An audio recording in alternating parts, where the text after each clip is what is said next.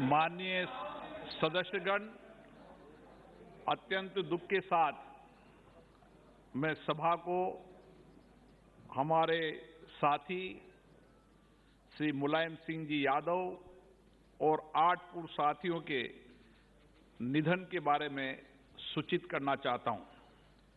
श्री मुलायम सिंह यादव उत्तर प्रदेश के मैनपुरी संसदीय निर्वाचन क्षेत्र से वर्तमान लोकसभा के सदस्य थे।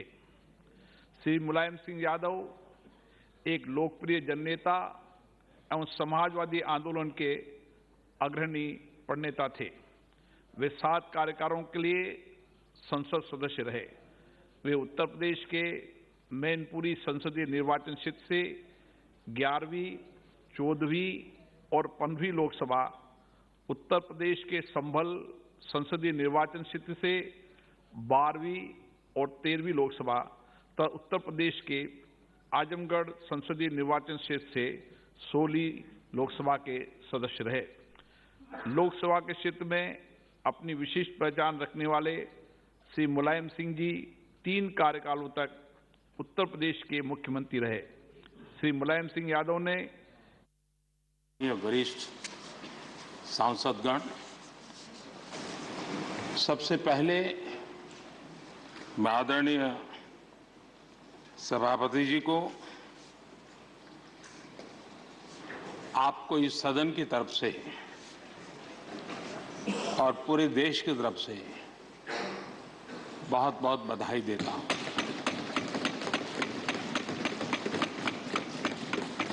आपने एक सामान्य परिवार से आकर के संघर्षों के बीच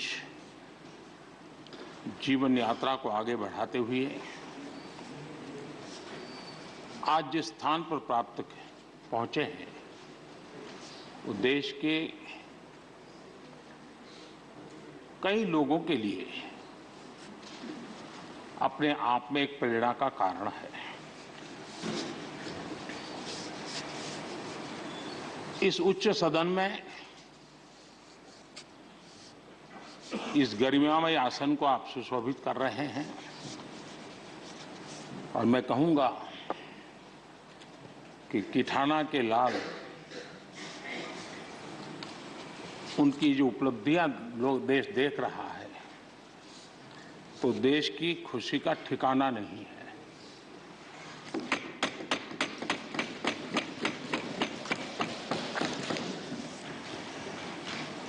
आदरणीय सभापति जी, ये सुखद अवसर है कि आज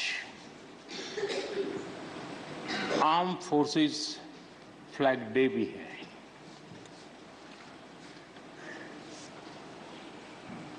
आदरणीय सभापति जी, आप तो झुंझुनू से आते हैं। झुंझुनू वीरों की भूमि है। शायद ही कोई परिवार ऐसा होगा कि जिसने देश की सेवा में अग्रिम भूमिका न निभाई हो। और ये भी सोने में सुहागा है कि आप स्वयं भी सैनिक स्कूल के विद्यार्थी रहे हैं। तो किसान के पुत्र और सैनिक स्कूल के विद्यार्थी के रूप में मैं देखता हूं कि आप में किसान और जवान दोनों समाहित हैं।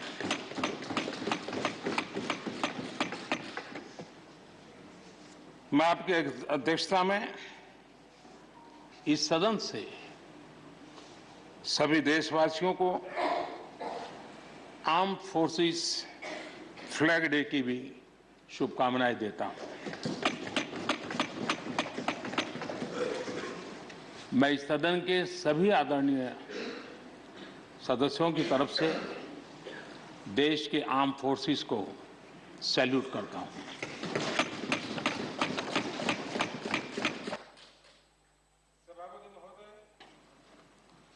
आज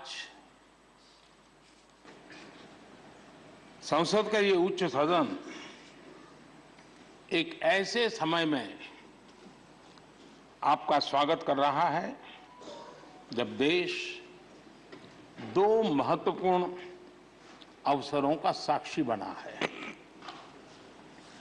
अभी कुछ ही दिन पहले दुनिया ने भारत को G20 समूह की मेजबानी का दायित्व सौंपा है।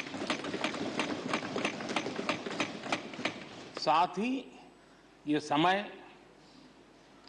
अमृत काल के आरंभ का समय है। ये अमृत काल एक नए विकसित भारत के निर्माण का कालखंड तो होगा ही, साथ ही भारत इस दौरान विश्व के भविष्य की दिशा तय करने में भी बहुत अहम भूमिका निभाएगा। आदरणीय सभापति जी, भारत की इस यात्रा में हमारा लोकतंत्र, हमारी संसद, हमारी संसदीय व्यवस्था, उसकी भी एक बहुत महत्वपूर्ण भूमिका रहेगी। मुझे खुशी है कि इस महत्वपूर्ण कालखंड में उच्च सदन को आपके जैसा सक्षम और प्रभावी नेतृत्व मिला है। आपके मार्गदर्शन में हमारे सभी सदस्यगण अपने कर्तव्यों का प्रभावी पालन करेंगे। ये सदन देश के संकल्पों को पूरा करने का प्रभावी मंच बनेगा। आदरणीय सभापति महोदय, आज आप संसद के उच्च सदन के मुखिया के रूप में अपनी नई जिम्मेदारी का औपचारिक आरंभ कर रहे हैं। इस उच्च सदन के कंधों पर भी जो जिम्मेदारी है, उसका भी सबसे पहला सरोकार देश के सबसे निचले पायदान पर खड़े सामान्य मानवीय के हितों से ही जुड़ा है। इस कालखंड में देश अपने इस दायित्व को समझ रहा है और उसका पूरा जिम्मेदारी से पालन कर रहा है। आज पहली बार महामहिम राष्ट्रपति श्रीमती द्रौपदी मुर्मू के रूप में देश की गौरवशाली आदिवासी विरासत हमारा मार्गदर्शन कर रही है। इसके पहले भी श्री रामनाथ कोविंद जी ऐसे ही वंचित समाज से निकलकर देश के सर्वोच्च पद पर पहुंचे थे और अब एक किसान के बेटे के रूप में आप भी करोड़ों देशवासियों की, गांव, गरीब और किसान की ऊर्जा का प्रतिनिधित्व कर रहे हैं।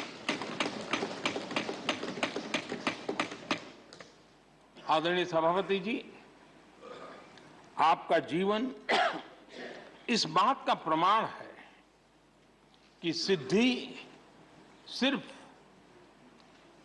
साधनों से नहीं, साधना से मिलती है। आपने वो समय भी देखा है जब आप कई किलोमीटर पैदल चलकर स्कूल जाते थे। गांव, गरीब, किसान के लिए आपने जो किया वो सामाजिक जीवन में रहे हर व्यक्ति के लिए एक उदाहरण है। आदरणीय सभापति जी, आपके पास सीनियर एडवोकेट के रूप में 3 दशक से ज्यादा का अनुभव है। मैं विश्वास से कह सकता हूं कि इस सदन में आप कोर्ट की कमी महसूस नहीं करेंगे।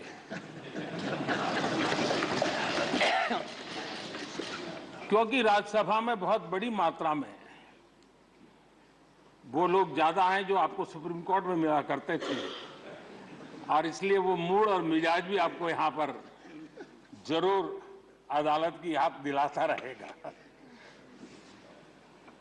आपने विधायक से लेकर सांसद, केंद्रीय मंत्री, गवर्नर तक की भूमिका में भी काम किया है।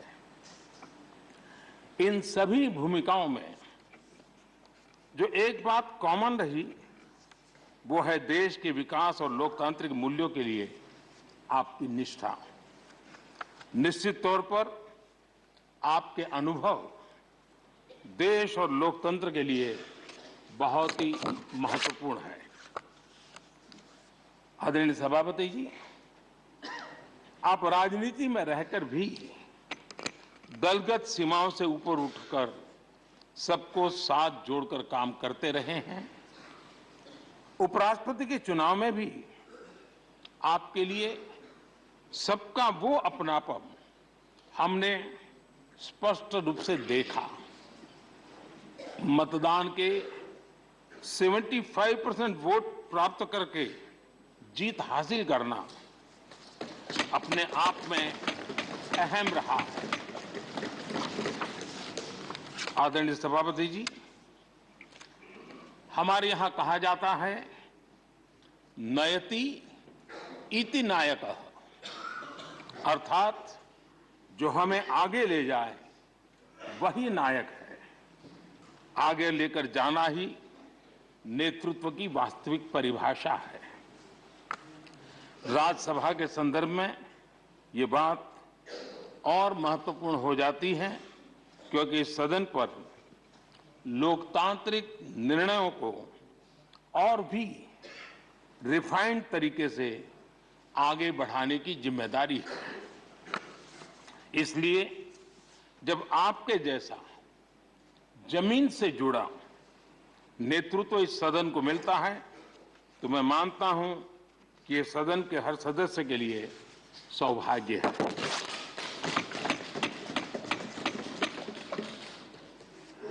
आदरणीय सभापति जी, राज्यसभा देश की महान लोकतांत्रिक विरासत की एक संवाहक भी रही है और उसकी शक्ति भी रही है। हमारे कई प्रधानमंत्री ऐसे हुए जिन्होंने कभी न कभी राज्यसभा सदस्य के रूप में कार्य किया। अनेक उत्कृष्ट नेताओं की संसदीय यात्रा राज्यसभा से शुरू हुई थी। इसलिए इस सदन की गरिमा को बनाए रखने और आगे बढ़ाने के लिए एक मजबूत जिम्मेदारी हम सभी के ऊपर है। आदरणीय सभापति जी, मुझे विश्वास है कि आपके मार्गदर्शन में ये सदन अपनी इस विरासत को, अपनी इस गरिमा को आगे बढ़ाएगा, नई ऊंचाइयां देगा। सदन की गंभीर चर्चाएं, लोकतांत्रिक विमर्श लोकतंत्र की जननी के रूप में हमारे गौरव को और अधिक ताकत देंगे। आदरणीय सभापति महोदय जी, पिछले सत्र तक हमारे पूर्व उपराष्ट्रपति जी और पूर्व सभापति जी इस सदन का मार्गदर्शन करते थे और उनकी शब्द रचनाएं, उनकी तुकबंदी सदन को हमेशा प्रसन्न रखती थी। ठहाके लेने के लिए बड़ा अवसर मिलता था। मुझे विश्वास है कि आपका जो हाजिर जवाबी स्वभाव है वो उस कमी को कभी खलने नहीं देगा और आप सदन को वो लाभ भी देते रहेंगे। इसी के साथ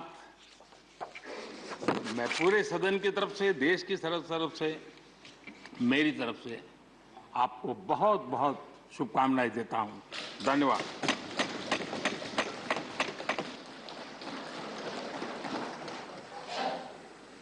ऑनरेबल डेप्यूटी चेयरमैन। आदरणीय सभापति जी, उच्च सदन राज्यसभा के आज उच्च आसन ग्रहण करने पर आपको बहुत बहुत बधाई। शीतकालीन सत्र के पहले दिन बहुत गर्मजोशी व आत्मीयता से आपका अभिनंदन। सदन के इतिहास में इस आसन पर बैठने वालों का गौरवपूर्ण इतिहास है। अपने अपने तरीके से सदन के कामकाज को सुचारू रूप से चलाने में सबका महत्वपूर्ण योगदान है। इनमें से कुछ लोग संसदीय बैकग्राउंड से थे, कुछ संसदीय जीवन के बाहर से भी आए, पर आपको पब्लिक और पार्लियामेंट्री लाइफ दोनों का विस्तृत अनुभव है। माननीय प्रधानमंत्री जी ने बहुत विस्तार से आपके जीवन के बारे में बताया।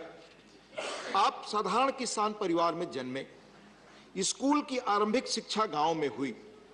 इसके बाद तरह तरह के संघर्ष व कठिनाइयों के बीच अपनी प्रतिभा के बल आप सैनिक स्कूल चित्तौड़गढ़ पहुंचे। वहां से प्रतिष्ठित महाराजा कॉलेज जयपुर से विज्ञान से स्नातक की पढ़ाई की। फिर लॉ की डिग्री आपने राजस्थान विश्वविद्यालय से ली। इसके बाद जिला स्तर से लेकर हाई कोर्ट और सुप्रीम कोर्ट तक लंबे समय तक वकालत की, यानी ग्रास रूट से लेकर ऊपर तक लीगल सिस्टम का भी लंबा और समृद्ध अनुभव आपको है। फिर आप विधानसभा और लोकसभा के सदस्य रहे। आप केंद्र सरकार में मंत्री रहे, जहां संसदीय मंत्रालय का कामकाज आपने संभाला। इसके बाद राज्यपाल का दायित्व भी संभाला। इस तरह गांव के परिवेश से निकलकर लीगल और संसदीय क्षेत्रों का लंबा और समृद्ध अनुभव लेकर आज आप इस मुकाम पर पहुंचे हैं। पुनः आपका अभिनंदन और बहुत बधाई।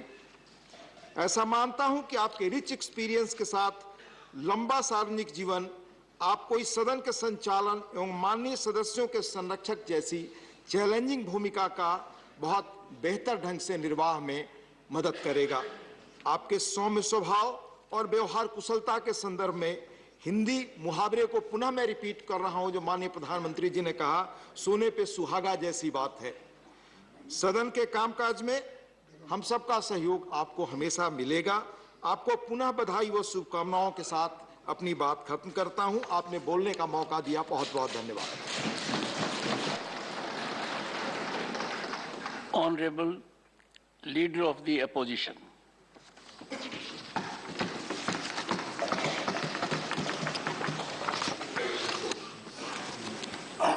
माननीय सभापति जी, विपक्ष के साथियों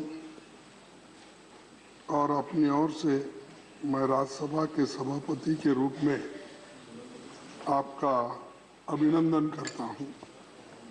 देश के दूसरे सबसे बड़े संवैधानिक पद उपराष्ट्रपति की जिम्मेदारी आपने 11 अगस्त 2022 को संभाल ली थी।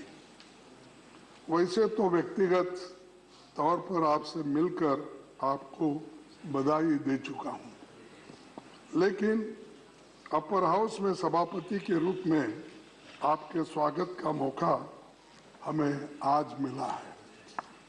प्रधानमंत्री जी ने आपके कामकाज के बारे में और व्यक्तित्व के बारे में बहुत कुछ हमें बताए और बहुत कुछ रोशनी उन्होंने डाली। मैं वो फिर से दोहराना नहीं चाहता। मैं एक जरूर कहना चाहता हूं कि अपर हाउस के संरक्षक के रूप में आपकी भूमिका बाकी भूमिकाओं से बहुत बड़ी है। आप जिस आसन पर बैठे हैं, वहां देश के कई महान हस्तियां बैठ चुकी हैं। हमारे 6 सभापति बाद में भारत के राष्ट्रपति भी बने। आप भूमि पुत्र हो, जैसा कि प्राइम मिनिस्टर ने कहा कि किसान के पुत्र, तो मैं तो भूमि पुत्र कहूंगा। राजस्थान के एक गांव से उपराष्ट्रपति और राज्यसभा के सभापति जैसे बड़े ओहदे तक आप पहुंचे हैं। संसदीय परंपराओं को आप समझते हैं। 9वीं लोकसभा में आप चुने गए थे और पार्लियामेंट्री अफेयर्स मिनिस्टर में उपमंत्री रहे थे। राजस्थान विधानसभा में एमएलए और पश्चिम बंगाल में कई सालों तक आप राज्यपाल रहे। कोऑपरेटिव मूवमेंट में और कई खेल संगठनों में आप जुड़े रहे।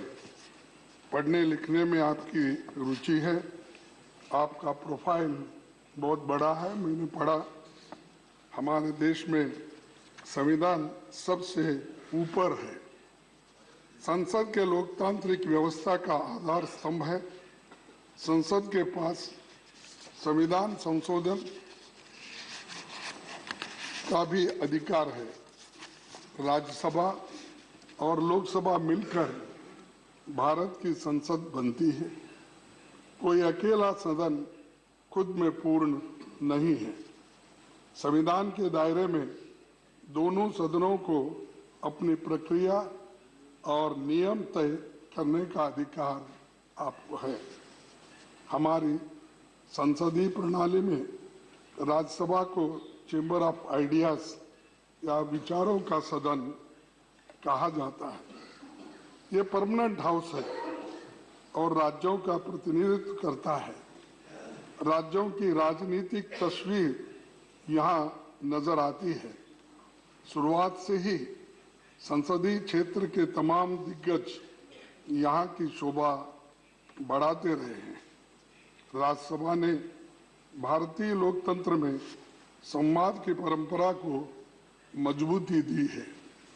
अलग अलग विचारधाराओं की राजनीति का केंद्र होने के बाद भी यहाँ सबका लक्ष्य देश की तरक्की और उन्नति के बारे में हम हमेशा सोचते रहते हैं और सभी यही चाहते हैं, जनता के सवालों पर गंभीर चर्चा हो और समस्याओं का समाधान निकालें।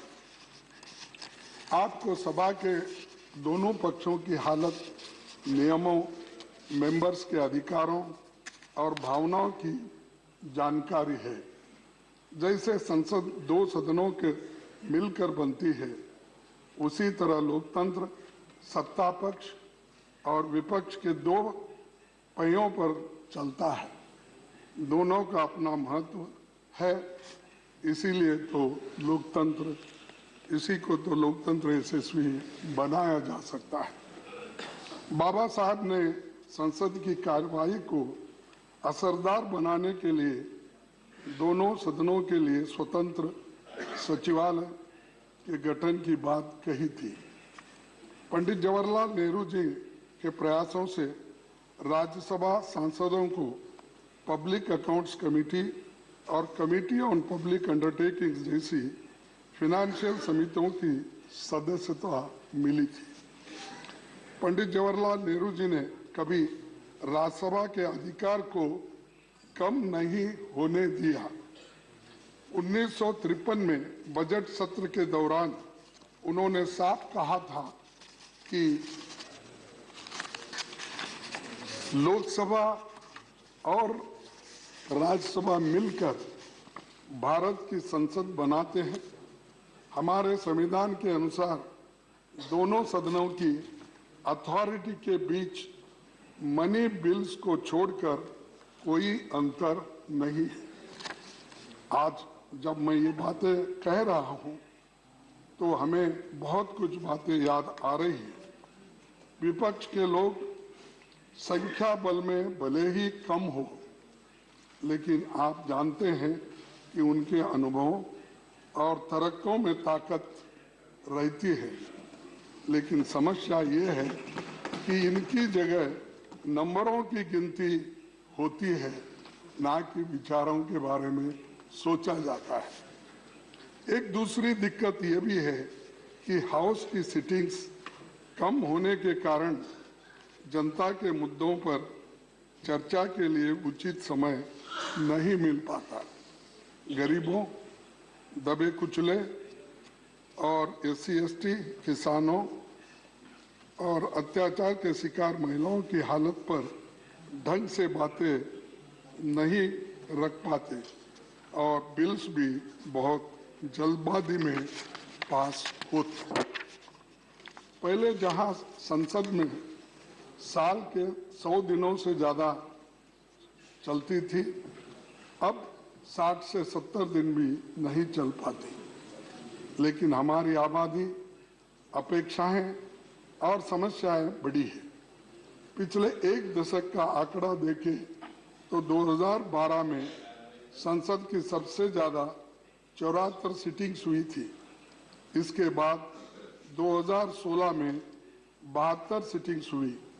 हाउस में सीटिंग्स बढ़ेगी तो अच्छा नतीजा निकलेगा और मैं आपसे आशा करता हूं कि आपके नेतृत्व में चर्चा के दिन बढ़ेंगे। सभापति जी, आप तो कानून के जानकार हैं। आप इसे अच्छी तरह समझे कि कानून अगर जल्दबाजी में बनते हैं तो उनमें खामियां होते हैं और सुप्रीम कोर्ट, हाई कोर्ट के जो जजेस है उनकी टीका टिप्पणी भी हम पे होती रहती है। कई जजेसों ने भी ये काम किया है, उनका सही तात्पर्य नहीं निकलता और ऐसे कानूनों की क्वालिटी पर सुप्रीम कोर्ट और हाई कोर्ट की टिप्पणियां करता है। ये हमारी संसद की प्रणाली की सेहत और इमेज को ठीक नहीं लगता। तो इसलिए हम चाहते हैं कि बिल्स को ठीक से एग्जामिन करने के काम को सेलेक्ट, जॉइंट और निचले सदन में स्टैंडिंग कमेटी इस विभाग संबंधी संसदीय समिति को ज़्यादा से ज़्यादा भेजा जाए और बिल्स को इन समितियों में भेजे जाए, वहाँ इन पर विस्तार से चर्चा हो। राज्यसभा का यही मुख्य काम भी है। मैं इस संदर्भ में 13 मई 1952 में हुई राज्यसभा की पहली बैठक में सभापति डॉक्टर राधाकृष्णन जी की कही इस बात को जिक्र करना चाहूँगा। उन्होंने कहा था, हमें इस देश की जनता के लिए ये बात न्यायोचित ठहराने के लिए पूरी ताकत के साथ जुट जाना चाहिए कि जल्दबाजी में पारित किए जाने वाले कानून पर रोक लगाने के लिए सेकेंड चेंबर की जरूरत है। इसीलिए इसके अध्यक्ष भी अब आप ये सेकेंड चेंबर के बने। इस मौके पर बहुत कुछ कहा जा सकता है, लेकिन मैंने कुछ बातें रखी है। उम्मीद करता हूं कि आप हमारी भावनाओं को समझेंगे। विपक्ष की ओर से हम यही कहना चाहेंगे कि आपको हम अपनी ओर से पूरा सहयोग देंगे। और मैं एक बात मैं कहना चाहता हूं, मुझे वो बात जरा खटक रही मुझे, क्योंकि जब कोई हमारे अपोजिशन के लोग मिलते हैं, हमारे पार्टी के लोग मिलते हैं, तो लास्ट यहाँ पर सदन में मैं कुछ एक शेर बोला था, शायरी बोली थी, उसके ऊपर ज़्यादा से ज़्यादा आप ध्यान देकर मुझे क्यों ऐसा कहे ये बात आपने बार बार कहा है, लेकिन मैं ये दोहराऊंगा कि इसको भी आप बुरा नहीं मानना चाहिए क्योंकि ये सदन का है। मेरे बारे में कोई राय मत बनाना गालिब, मेरे बारे में कोई राय मत बनाना गालिब, मेरा वक्त भी बदलेगा, तेरी राय भी बदलेगी। तो ये कहते हुए मैं आपको धन्यवाद देता हूं और ये सदन बहुत सुरक्षित चलेगा और हम पूरी कोशिश करेंगे हर बात पर आपको सहकार देने के लिए। धन्यवाद। Shri Derek O'Brien.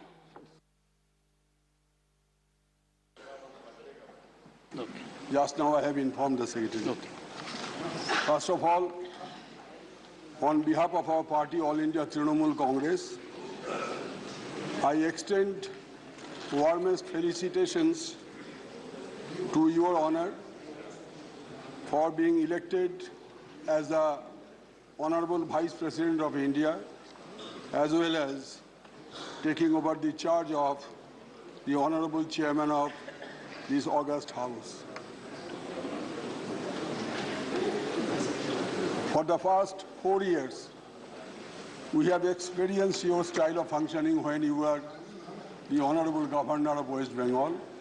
And personally speaking, I got the opportunity to exchange a few letters with you on some legal and constitutional issues wherefrom I could understand that my friends who used to tell me that this governor is a constitutional expert and a legal luminary, I could find from the expressions made by your honor in those communications, actually that belief was further strengthened.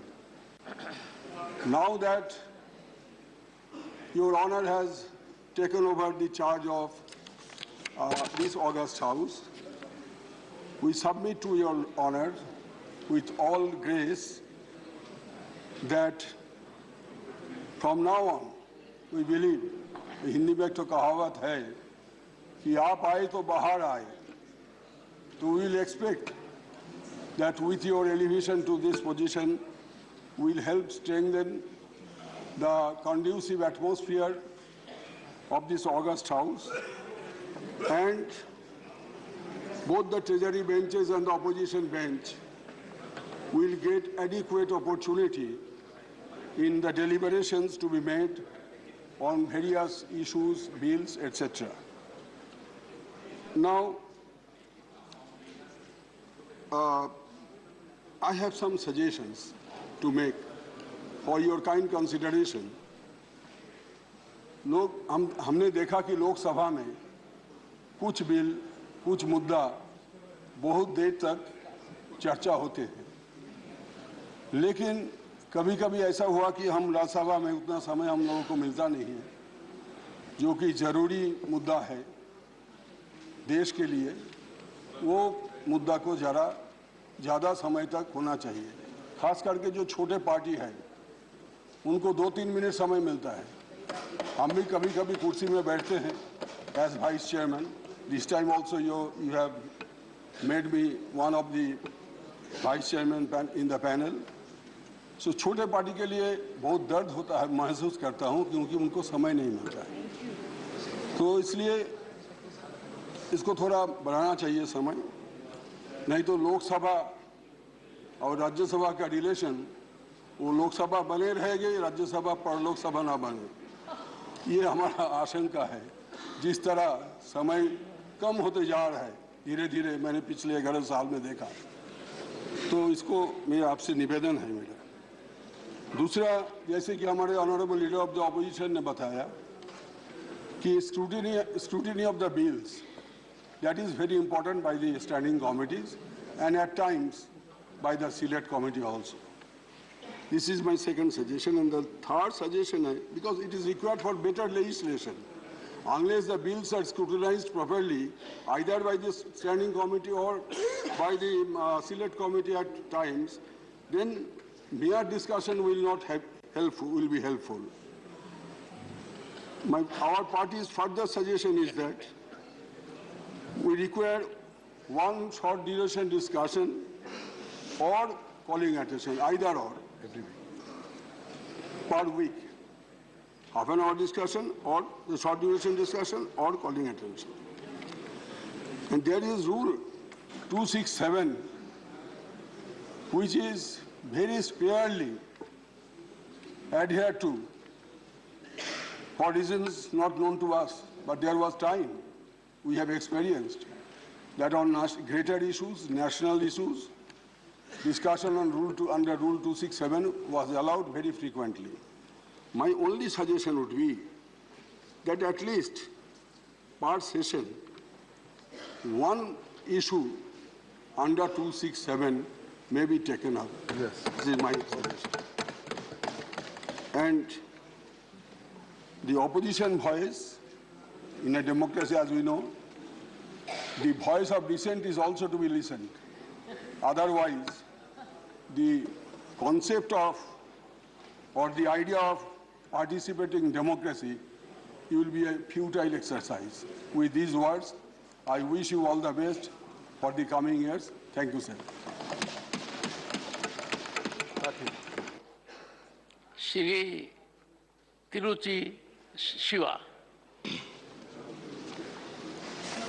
Thank you, Mr. Chairman, sir. Sir, I bestow upon you my profound wishes profusely on behalf of the DMK party, on your assuming the chairman of the second chamber in the parliament. Sir, when our party leader and Chief Minister of TamilNadu, Mr. M.K. Stalin, has met you to congratulate you on your having been elected as the Vice President, you have expressed your wishes how to run the House, and he has assured you that DMK will extend its fullest cooperation in running a smooth House. And I stand by his words, sir, and I assure you again on behalf of the members of my party here that we will ensure that we will cooperate in all the ways for a smooth running of the Parliament. Sir, you are the 14th Vice President of the largest democracy in the world. Nowhere in any other democracy does this system exist. By virtue of being the Vice President, you are a part of the executive. And as per the Constitution, you are the ex officio chairman of the Rajya Sabha, and by that, you are a part of the Parliament. So you wear two caps. You have dual capacity. You are a Vice President and part of executive, and you are part of the Parliament. Sir, everyone knows very well that you are an expert in the Constitution. You are thorough with the Constitution. For your legal track record is a very good example of that. And now we know, sir, during the intercession period, after you have won the elections, every day you were here in the Parliament, attending the office, and now we are sure that you are thorough with the rules of the procedures and rules of conduct in the Rajya Sabha. Sir, we expect a lot from you. We expect you to be impartial. The opposition parties should have the equal share as that of the treasury benches, and the numbers of the members in the House should not decide the quality of the debate. Sir, I have met you twice at your residence and yesterday in the BSc. And both the three occasions have made me to realize, which was very consoling, that you have very great concern for the smaller parties in the Parliament. The nominated members, the independent members, and members who represent the smaller numbers in the party. Their party may be bigger outside, but their numbers will be lesser here. So you said that time should be distributed to all of them, and that was a great consolation to all of us because we were suffering all these days only because of that. Sir, we hope that the coming days would be very bright. Sir, India is the largest democracy, and the Parliament is the debating forum. And you asked me when I met you first, what is the way to avoid members to come into the well of the House? So you have inferred rightly what is happening here than what should not. So I told you very simply, if we are heard, we won't be compelled to come to the well of the House. Beautiful. Members of the Parliament come here to voice the people, their issues, their concerns. And we are not, when we are not heard or when we are not led to speak, we have to resort to democratic process of coming to the well that has happened for years together. So, sir, I think whenever we have an issue and we raise to say something, if we are heard for a minute or two, automatically we will cool down since we have let out our feelings. Sir, we have very much hope upon you, sir. And I should say that Maya Angelou, when Mr. Clinton took his office, what she said, the great African-American poet said, sir, with the grace of you, look upon the country, look upon our faces, and simply with hope say, good morning. Every new year dawns with a hope that the next year will be very prosperous. So every day dawns that the day will be very bright. And I wish you good morning every day, sir. And you also, please, wish us good morning. Not only that, ensure us that the Parliament will be very productive in the coming days. And we are very hopeful. And once again, sir, I assure you that DMK will extend its fullest cooperation. Thank you very much. Honorable former Prime Minister Shri S.D. Devgowda.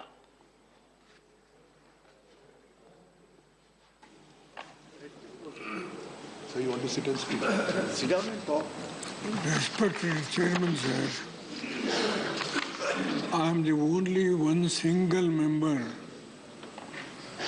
in this House for the bitter experience from last 20 years. It is very difficult to get an opportunity to speak. The decision made by both the houses, a single member cannot take more than 2 to 3 minutes.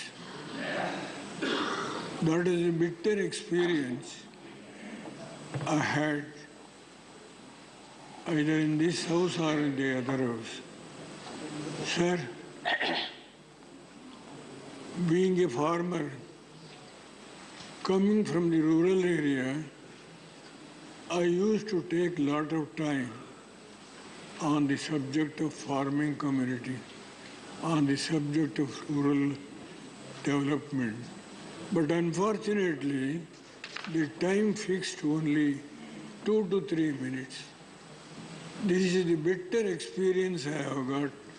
May I humbly request you, sir, whenever these issues are going to come, the experience I have got only 2 to 3 minutes, that should be reconsidered when a subject belongs to the rural India or the farming community. Any development thing, I don't want to take unnecessary time of the House. This is only request I would like to make to the Honorable Chairman and the Vice President of India. With these words, I once again thank you very much, sir. If you allow me to speak few minutes more on the issue of farming community and also rural development. This is a humble request, Mr. Vice President and the Chairman of this House.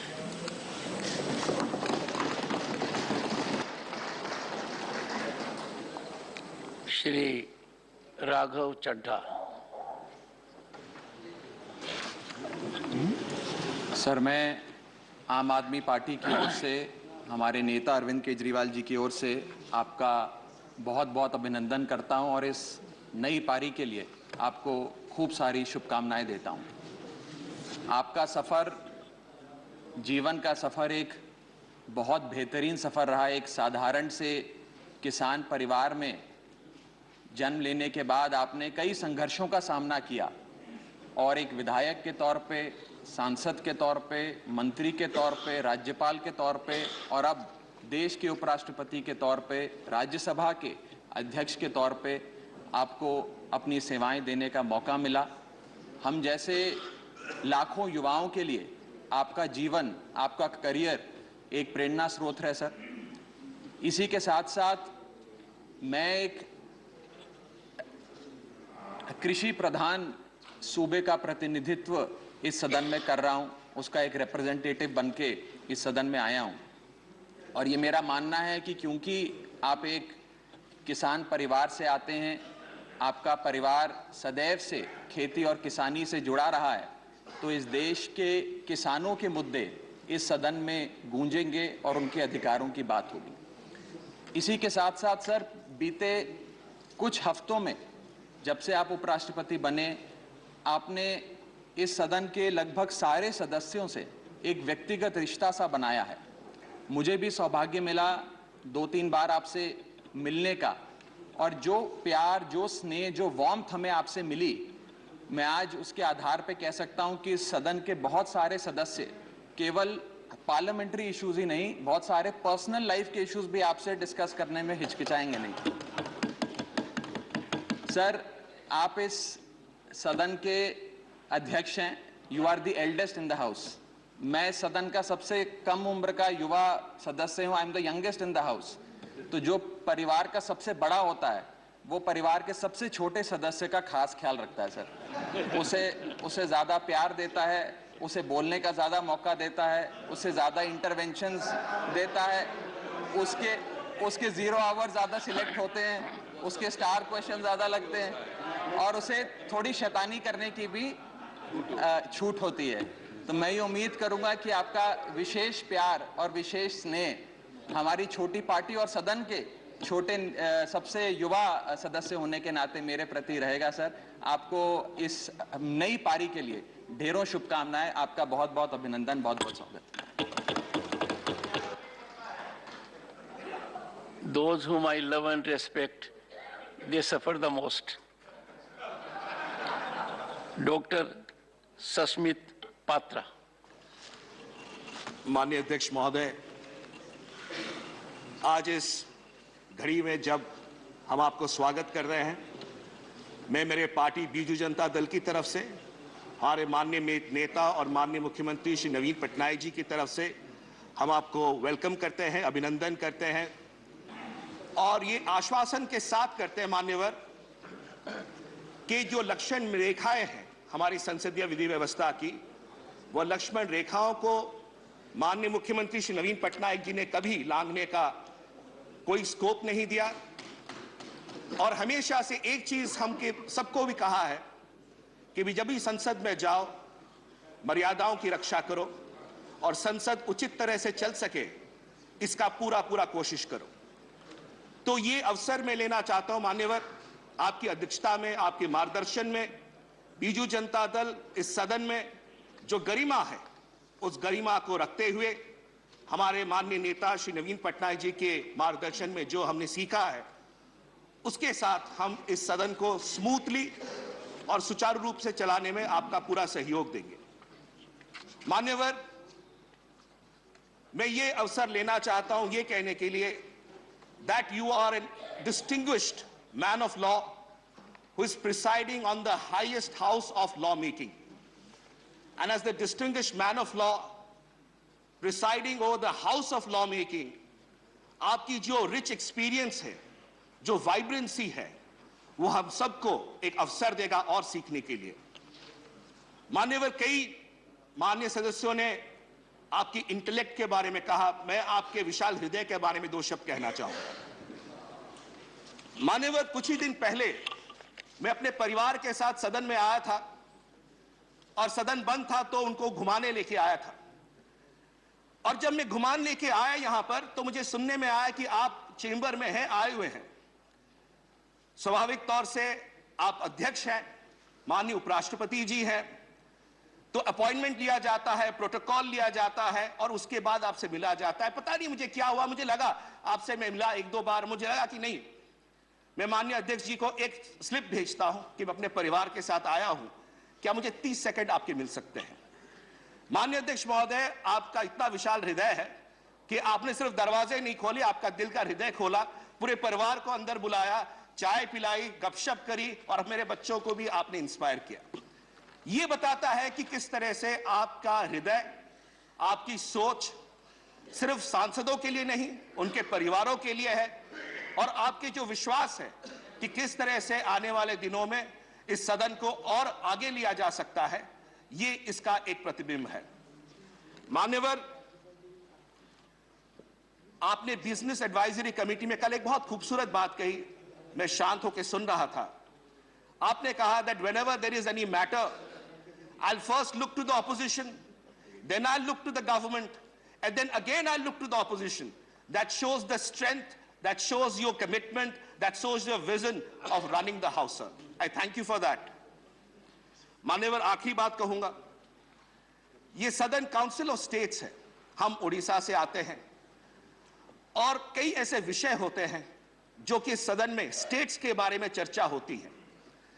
मान्यवर, जब private members की तरह हम लोग आते हैं, हमारे 0 our आते हैं, हमारे स्पेशल मेंशंस आते हैं, कई बार एडजर्न हो जाता है, धुल जाता है मान्यवर। तो एक अपेक्षा यह है कि हम जो रीजनल पार्टीज हैं, हमारे पास ज्यादा स्कोप नहीं होता बिल्स पे चर्चा करने के लिए, तो ये जो 0 आवर्स रहते हैं, स्पेशल मेंशंस रहते हैं, अगर इसमें कोई प्रावधान आप करें जिससे कि रीजनल पार्टीज जो स्टेट से चल के आती हैं, इस काउंसिल ऑफ स्टेट्स में अपनी आवाज को और रख सके, ये काउंसिल ऑफ स्टेट्स का जो सोच है, उस सोच को और गरिमा देगा। आखिर में मैं सिर्फ यही कहूंगा, उड़िया में 2 शब्द कहूंगा कि आपण को अनेक अनेक स्वागत, अनेक अनेक अभिनंदन, आमर समस्त शुभेच्छा आपण सहित रही, आपण सहित रहिबो। आपके साथ हमारी शुभेच्छाएं हैं, आपके साथ हमारा अभिनंदन है और हम आशा करते हैं आपके मार्गदर्शन में हम और आगे बढ़ेंगे। बहुत बहुत धन्यवाद। नमस्कार। श्री रामदास अठावले।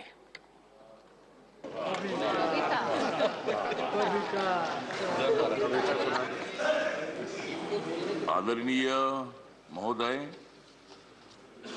मैं तो अन्याय के खिलाफ लड़ा हूं,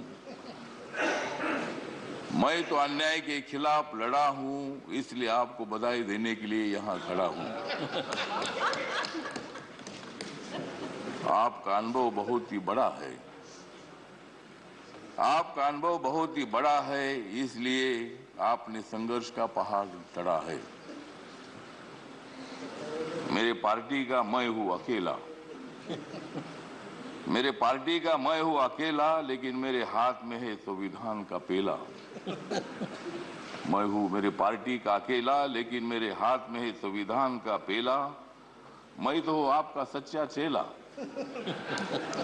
मैं तो हूं आपका सच्चा चेला, मुझे मत छोड़ो अकेला।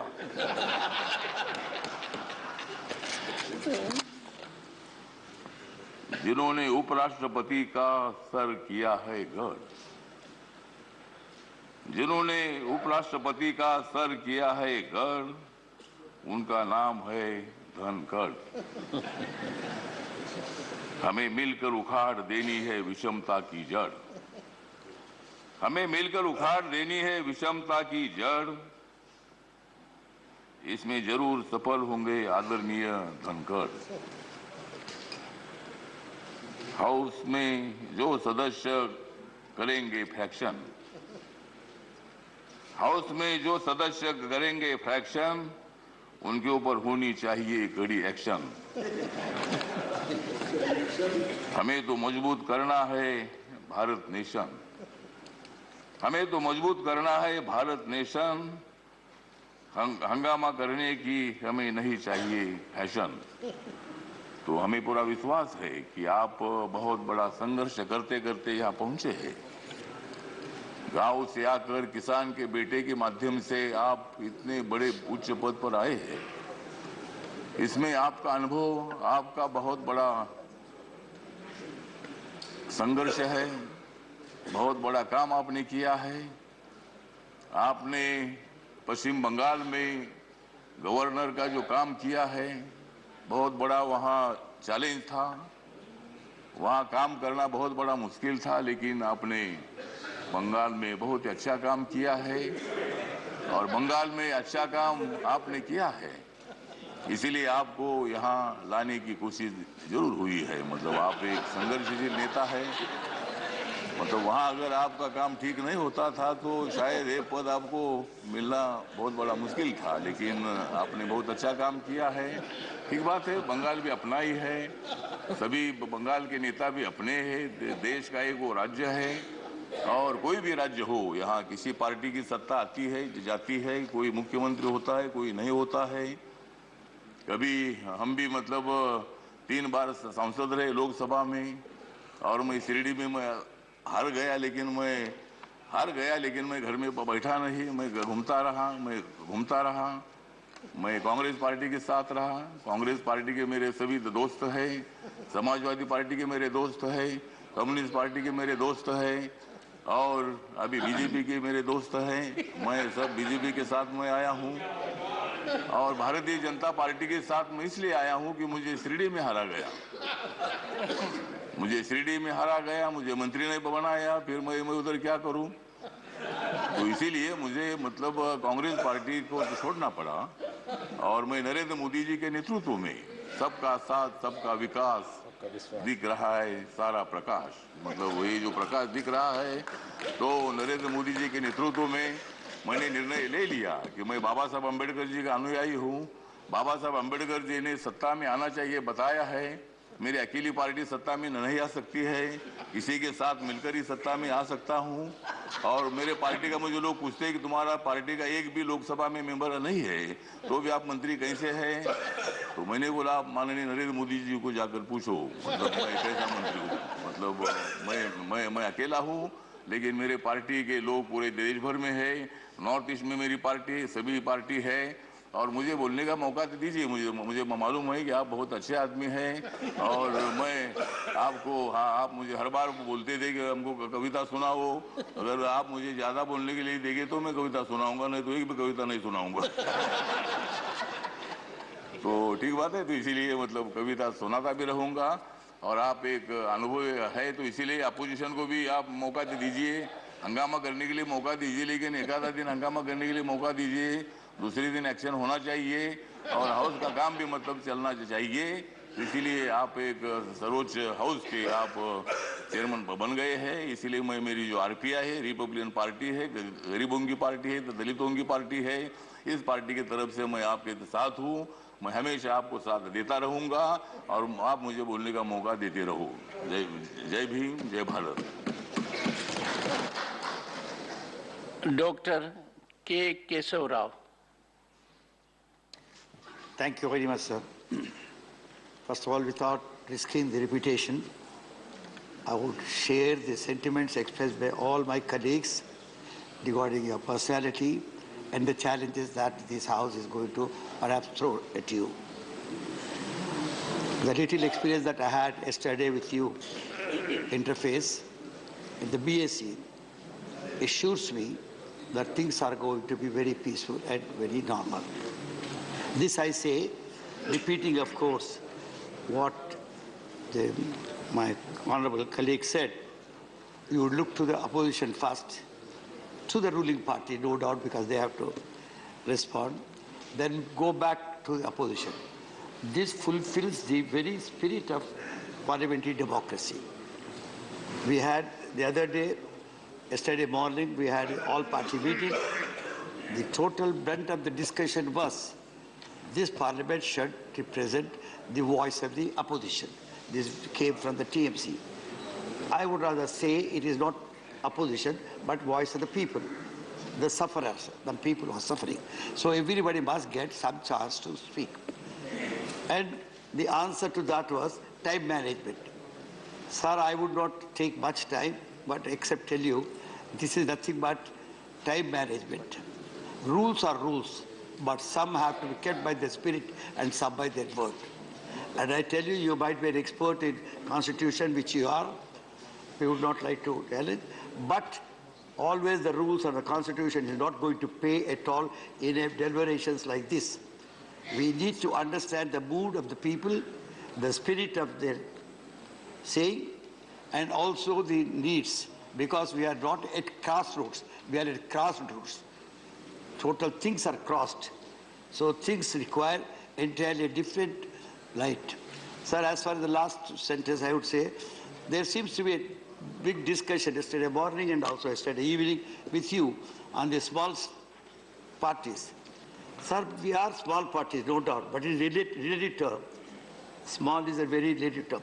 But what I am concerned is about the union territories, northeastern states, where membership is only one. This is not small party, it is all the party. So they need, it is a council of states. If the state is not represented in the council of states, there cannot be greater perplexing paradox than that. So we need to see in the small parties, we forget about them. We need to look to them from an entirely different angle because they need to be represented in this house. With these words, I tell you, sir, your wisdom and yesterday's your professorial talk to us on the constitutional ethos give us, reassure us. And I tell you, while sharing all the sentiments, I say it was understated because you deserve more than that. Thank you very much. Shri Premchand Gupta. आदरणीय सभापति महोदय, महोदय, संसदीय लोकतंत्र के इस गरिमामयी पद पर आप आसीन हुए, इसके लिए मैं आपको मेरी तरफ से, मेरी पार्टी की तरफ से और हमारे राष्ट्रीय अध्यक्ष माननीय लालू प्रसाद जी की तरफ से बहुत बहुत बधाई और शुभकामनाएं देता हूं। श्रीमान जी, राष्ट्र के उपराष्ट्रपति और इस सभा के अध्यक्ष के रूप में हमें पूरी उम्मीद है कि आपके नेतृत्व में बहुत ही सुचारू रूप से ये सदन चलेगा, ऐसी पूरी आशा है। श्रीमान जी, आप ग्रामीण परिवेश से आते हैं, किसान परिवार से हैं, आपने बड़े संघर्ष किए हैं।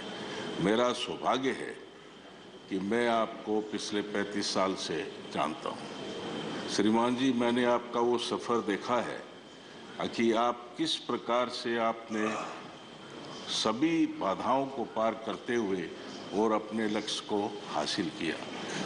आप एक ट्रू कर्मयोगी हैं। आप श्रीमान जी, आप बहुत बड़े एक कानून के ज्ञाता हैं।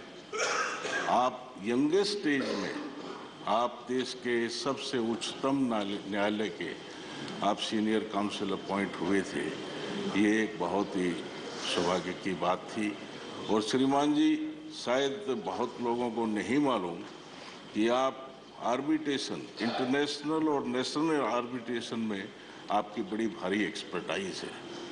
श्रीमान जी, ज़्यादा न कहते हुए मैं यही कहना चाहूँगा कि आपके नेतृत्व में इस गरिमामयी सदन का बहुत ही सुचारू रूप से संचालन होगा और हम सब लोगों को बात करने का, बोलने का मौका मिलेगा।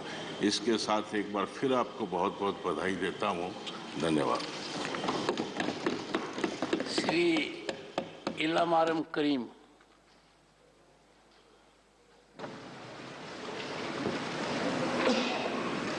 बटन वो दबाया, लाइट ये जल रही।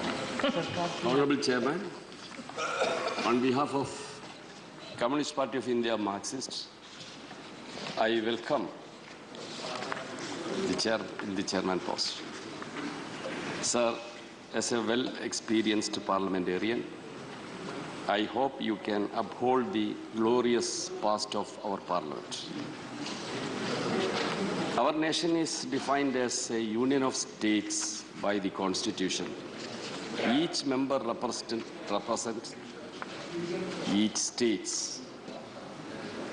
The principles of Constitution, such as federalism, secularism, democracy, and social justice, are to be protected. If these principles are undermined, it may affect the unity of our nation. I hope, under your leadership, upper house of our parliament will discharge its duties, strictly honoring the Constitution principles and rules of business. I am very proud to welcome you, sir, because you are coming from a farming community who are the annadatas of this country.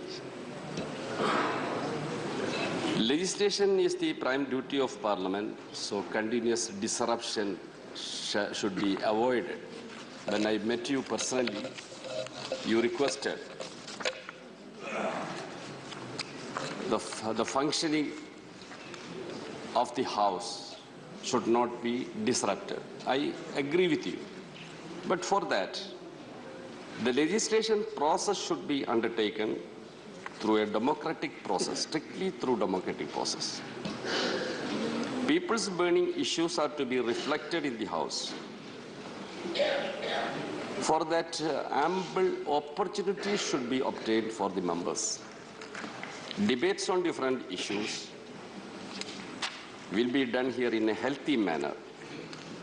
Important bills should be referred to standing committees or select committees for scrutiny, which are nowadays not happening in this House. Nowadays, it is very unfortunate that Parliament scrutiny is neglected. Sir, I hope You can uphold the concept of the Constitution and principles of democracy, and the number is only the issue here, sir. Whether large number or small number, every group and party and individuals are to be respected and should be given opportunity to raise their reasonable issues in this House. I also request the Honorable Chairman of the House and the ruling bench, please cooperate with the Chairman and don't try to deface our Honorable Chairman. Thanking you, sir. Shri Ramnath Thakur.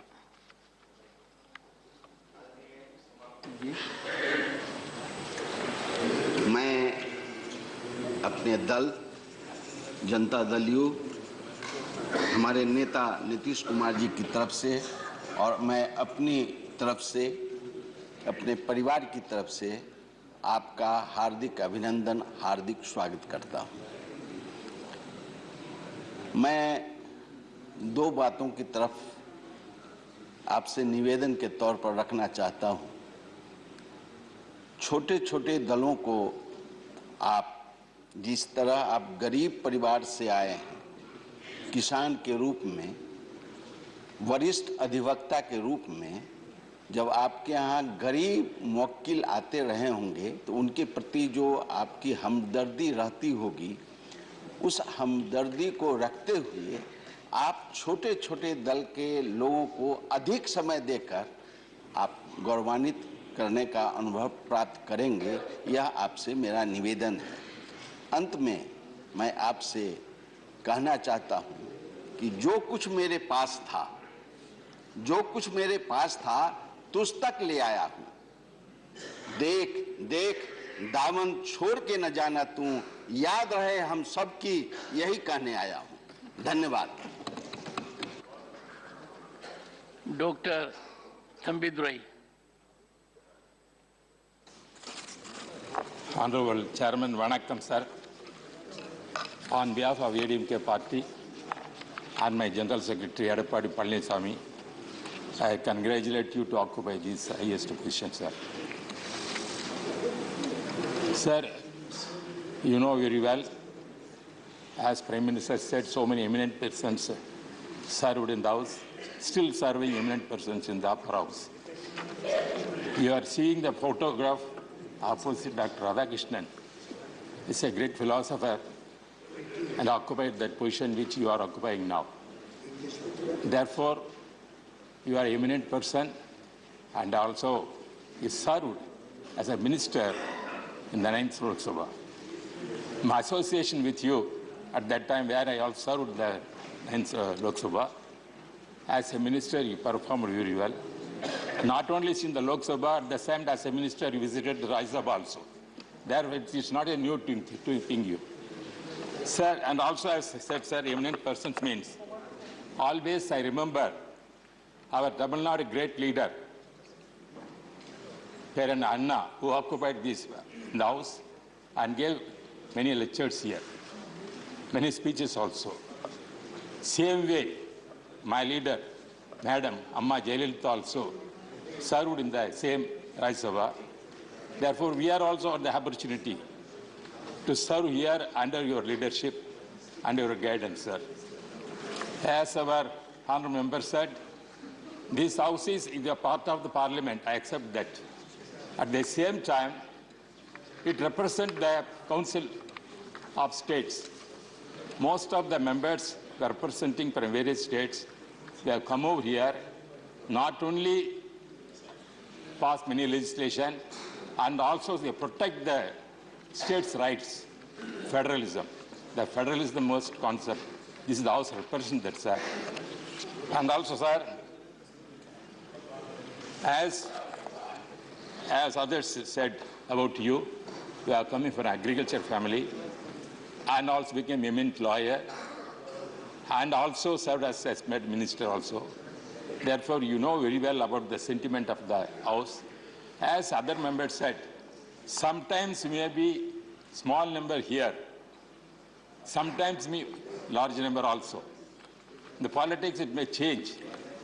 Therefore, small numbers cannot be treated as small members, because people are always with the small members also in the higher level. That is the position in democracy. Therefore, as others requested, we have to give them more time to others. And also one representation I want to make is humbly to make to you, sir. When you were calling for, I also served as a presiding officer nearly 15 years in the Loksabha. As Deputy Speaker Loksabha panel of chairman, I served there 15 years. When I am presiding over, at that time we are taking the numbers of when allocating the time for the various political parties. At that time we have to call the small party different numbers we have to take, sir. Here what is happening? Single member is called at the same time, 4 members we are also part at the same time. It is calling, it's not correct, sir. That I request you, the numbers has to take it. The Lok Sabha we have to take first numbers only. That according to that we are calling. But here the system is different. I request you please to consider it. And also, sir, I am having very affectionate with you, and I hope that on behalf of my party, I will be supporting you. And once again, I congratulate you on behalf of my ADMK party and my General Secretary, Thank you very much, sir. Shri Praful Patel.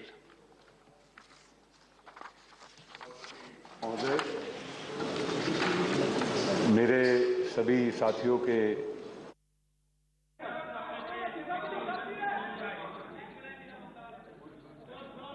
Mike अध्यक्ष महोदय धन्यवाद. मराठीमध्ये मी माझे विचार मांडू इच्छितो. आत्ताच अभी थोड़ी देर बाद मराठी में क्या लिख के दो, उसके बाद करेंगे. चलिए, भर्तृहरि महताब जी, श्री भर्तृहरि महताब जी, देंगे आपको मौका, देंगे. प्लीज बैठिए, मौका देंगे आपको. भर्तृहरि महताब जी, भर्तृहरि लिख के दो. हाँ, देंगे मौका. ऐसे खड़े हो गए तो कोई मौका नहीं मिलेगा. भर्तृहरि महताब जी, नो, मैं आपको मौका दूंगा, आप भर्तृहरि महताब जी के बाद. Okay, please. Sir, as per section 21.5 of revamped operational guideline of Pradhan Mantri Fasal Bima Yojana, perils like hailstorm, inundation, landslide, cloudburst, natural fire due to lightning have been included under risk scenario of localized calamity. However, section 21.5.10 loss to crops like paddy, sugarcane, jute and mesta due to inundation are not included as they are considered hydrophilic crops. This provision is not rational as longer duration of inundation, especially at critical growth stage, definitely affects the yield of the crop. Because of such exclusion, the paddy growing farmers who account for more than 95% of the insured farmers are deprived of the benefits of the PM Pradhan Mantri Fasal Bima Yojana. As the matter has been discussed during 6th National Level Monitoring Committee meeting, I urge upon the government to make appropriate changes in the operational guidelines of Pradhan Mantri Fasal Bima Yojana. आपको मैं दूंगा मौका, please बैठ जाइए. आपको मैंने बोल दिया, सदन से व्यवस्था दी, दूंगा मौका. आप सुनिए. धर्मवीर सिंह जी. मेरी लोकसभा के अंदर सबसे ज्यादा माइनिंग है खान्य जो भिवानी डिस्ट्रिक्ट में है, दादरी के साथ और नारनौल के अंदर. तो मैं आपके माध्यम से माननीय मंत्री जी से प्रार्थना करना चाहता हूं कि लाखों की संख्या में वहां मजदूर काम करता है माइनिंग के अंदर, लेकिन हर रोज बीमारियां बड़ी तेजी से बढ़ रही हैं, दुर्घटनाएं भी बहुत होती हैं. तो ESI हॉस्पिटल जहां जहां या तीनों जगह जो क्षेत्र भिवानी जिले में, दादरी में और नारनौल में पड़ते हैं, वहां पर तीनों जगह ESI हॉस्पिटल जरूर बनाए जाए. Thank you. Shri Ganesh Singh ji. Rail मंत्रालय विंध्य एवं बुंदेलखंड के पिछड़ेपन को दूर करने के लिए ललितपुर सिंगरौली रेल मार्ग का निर्माण कर रहा है. यद्यपि यह योजना बहुत विलंब से चल रही है, किसानों की जमीन का अभी तक पूरी तरह से मुआवजा भी नहीं मिला. ललितपुर सिंगरौली निर्माणाधीन रेल मार्ग में मेरे लोकसभा क्षेत्र सतना का रीवा से तुर्की, सतना, नागौर, देवेंद्रनगर, पन्ना तक का मार्ग आता है। जिन किसानों की जमीन अधिग्रहित की गई है उनके आश्रितों को नौकरी देने के जो आदेश इस पूरे प्रोजेक्ट के लिए रेल बोर्ड ने 2010 में किया था, उसी के तहत सतना पन्ना में 1207, सतना रीवा डबलिंग में 469 आवेदन प्राप्त हुए, जिसमें सतना पन्ना में 276 आवेदकों को नौकरी दी गई है। जबकि इसी प्रोजेक्ट का हिस्सा रीवा सतना डबलिंग में एक को भी अभी तक नौकरी नहीं दी गई, जबकि रीवा सीधी सिंगरौली के बीच 2082 लोगों के आवेदन पत्र, 1153 लोगों की नौकरी दी जा चुकी है। शेष आवेदनों में विचार बंद कर दिया गया। मेरे लोकसभा में लगाए गए अतारांकित प्रश्न का उत्तर 171 11 नवंबर 19 को दिया, जिनमें किसानों को भूमि अधिग्रहण की गई जमीन आश्रितों को नौकरी देने का निर्णय वापस ले लिया गया। वर्ष 2010 में रेल मंत्रालय ने एक निर्णय लिया था कि इस परियोजना में जिन किसानों की जमीन अधिग्रहित की जाएगी उनके आश्रितों को नौकरी दी जाएगी। उसी के तहत कुछ लोगों को नौकरी भी दी गई, लेकिन शेष प्रभावित किसानों के बच्चे भटक रहे हैं, उनको नौकरी अभी तक नहीं दी जा रही। एक ही परियोजना में कुछ को लाभ दिया गया, कुछ को नहीं दिया गया। यह न्याय उचित नहीं है। मैं रेल मंत्री जी से मांग करता हूं कि मेरे लोकसभा क्षेत्र सतना के अंतर्गत आने वाले सभी जो किसानों के हितग्राहियों की जमीन ली गई है उनके बच्चों को नौकरी दी जाए। धन्यवाद। दाल सिंह बिसेन। अध्यक्ष महोदय, माननीय अध्यक्ष महोदय, मैं आपके माध्यम से दूरसंचार मंत्री जी का ध्यान आकर्षित करना चाहता हूं कि वर्तमान में भारत देश डिजिटल इंडिया की अवधारणा पर आगे बढ़ रहा है। वर्तमान में ग्रामीण क्षेत्रों में BSNL इंडिया, आइडिया, जियो आदि कंपनियों के मोबाइल टावर लगे हैं, जिनमें कवरेज की काफ़ी समस्या है। विशेषकर BSNL की स्थिति बहुत खराब है। आए दिन मोबाइल टावर काम करना बंद कर देते हैं। संसदीय क्षेत्र बालाघाट सिवनी के बालाघाट जिले में एवं सिवनी में ग्रामों एवं सुदूर क्षेत्रों में नेटवर्क की बहुत समस्या है। मेरे संसदीय क्षेत्र के अंतर्गत बालाघाट जिला नक्सल प्रभावित जिला है। मोबाइल नेटवर्क न होने के कारण ग्रामीण जनों को काफ़ी समस्याओं का सामना करना पड़ता है। लंबे समय से टावर बंद रह रहे हैं, साल भर तक इनकी कोई देखरेख नहीं हो रही, सुधारा नहीं जा रहा है। मेरे द्वारा सक्षम अधिकारियों को बार बार अवगत कराने के बाद भी इस पर संज्ञान न लिया जाना उचित नहीं है। जहां टावर प्रारंभ होते हैं वहां भी कवरेज और डाटा की गति कम होने से अत्यधिक समस्या बनी है। नेटवर्क बंद रहने और डाटा गति कम रहने से बैंकों के काम, छात्रों की पढ़ाई, नौकरी पेशा व्यक्ति और पंचायत कार्य, सोसाइटी में राशन वितरण कार्य आदि डिजिटल हो चुके हैं, प्रभावित होते हैं। भारत सरकार डिजिटल इंडिया की अवधारणा को नुकसान पहुंचाया जा रहा है। एक और जहां 5G के दौर में आ गए, वहीं ग्रामीण क्षेत्रों में BSNL पुरानी 2G और 3G की गति में है। नगरीय क्षेत्रों का भी यही हाल है। इसके पूर्व भी मेरे द्वारा सदन का ध्यान इस ओर आकृष्ट कराया गया था। मैं पुनः सदन के माध्यम से आग्रह करना चाहता हूं कि ग्रामीण एवं नगरीय क्षेत्रों में BSNL की व्यवस्थाएं सुधारे जाने और ग्रामीण क्षेत्रों में बंद सभी टावरों को तत्काल प्रारंभ करने का कष्ट करेंगे। साथ ही अधिकारी और कर्मचारियों की संख्या काफी कम है, उनको भी पूर्ति करने का कष्ट करेंगे। Doctor D Ravi Kumar. Respected Speaker Sir, I would like to bring your kind attention on a very important issue. Despite caste-based discrimination being outlawed in every sphere of life, burial grounds and crematoriums continue to be segregated on the lines of caste. Multiple judgments of the Madras High Court have addressed the issue and directed the caste-based burial grounds and crematorium be abolished. As early as 2008, Justice Chandru had ruled against caste-based burial grounds, and as recently as in 2021 and 22, the same has been reiterated. The cases of B. Kalaiselvi and others versus the District Collector of Kallakurichi, and the Muthusamy and others versus B. Venila and others, respectively. Yet, this practice continues to be abound in most parts of the country. In light of the current situation, I request that a nationwide policy for government burial grounds and crematoriums be created and implemented. Article 14 of the Indian Constitution protects the right Mr. to Baluji, equality. you are member of the ruling party. Vishay of the state. Sir, I request, state subject. Okay. I request the union government to formulate a policy. This right to equality. The ruling party member of parliament. Yeah. It is prevailing in all over the country, sir. In In 2014, आपने subject लिखा है तमिलनाडु का। Sir, in आप subject लिखते पूरे No, देश sir. का। In 2014, the Karnataka state No government 14. have 2022. brought out a policy and No 14. yeah, Okay. so 2014 Karnataka. TN Pratapan. They TN Pratapan. Okay. Yes.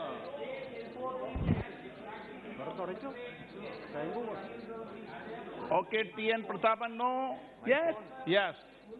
Sir, Honorable Speaker, sir. The widening and development project of NH 66 in Kerala has been progressing. I have some important concerns of people from project location to convey in front of Honorable Minister Nitin Gadkari ji and Ministry of Road Transport and Highways. There is genuine concern of people in Chavakad regarding proposed underpass facilities in Mullathara Manathana in Guruvayur Assembly constituency. The proposed project plan has a vehicle underpass of just 25 meter width. It is not practical in a place like Manathana, which is highly populated. Considering the importance of pilgrim Sundays like Manathala Juma Masjid, which is one of the oldest in the country, and very famous Guruvayur Sri Krishna Temple and Palayur Church, which is one of the oldest churches in India. This region shall be provided more convenient project plan. A flyover with pillar and wider underpass shall be provided in Mullathara Junction. Otherwise, tourists coming to the beach tourism hub of Trichur Chavakad beach, students around this area and merchants will have to suffer without a proper passage between Mullathara and Manathala. I would like to make three similar requests to the ministry. An underpass shall be provided in Mandalangun Center facing existing PWD road. Just sir, please. And Edamutam Center in Valapad Grama Panchayat also, we need a provision for an underpass to connect with the service roads. And there shall be a provision for crossing as well as service road in front of the Edakanur Juma Masjid. I kindly request to the ministry to consider this demands. I will submit a detailed process regarding this. Thank you, sir. Raj Konita, no, please.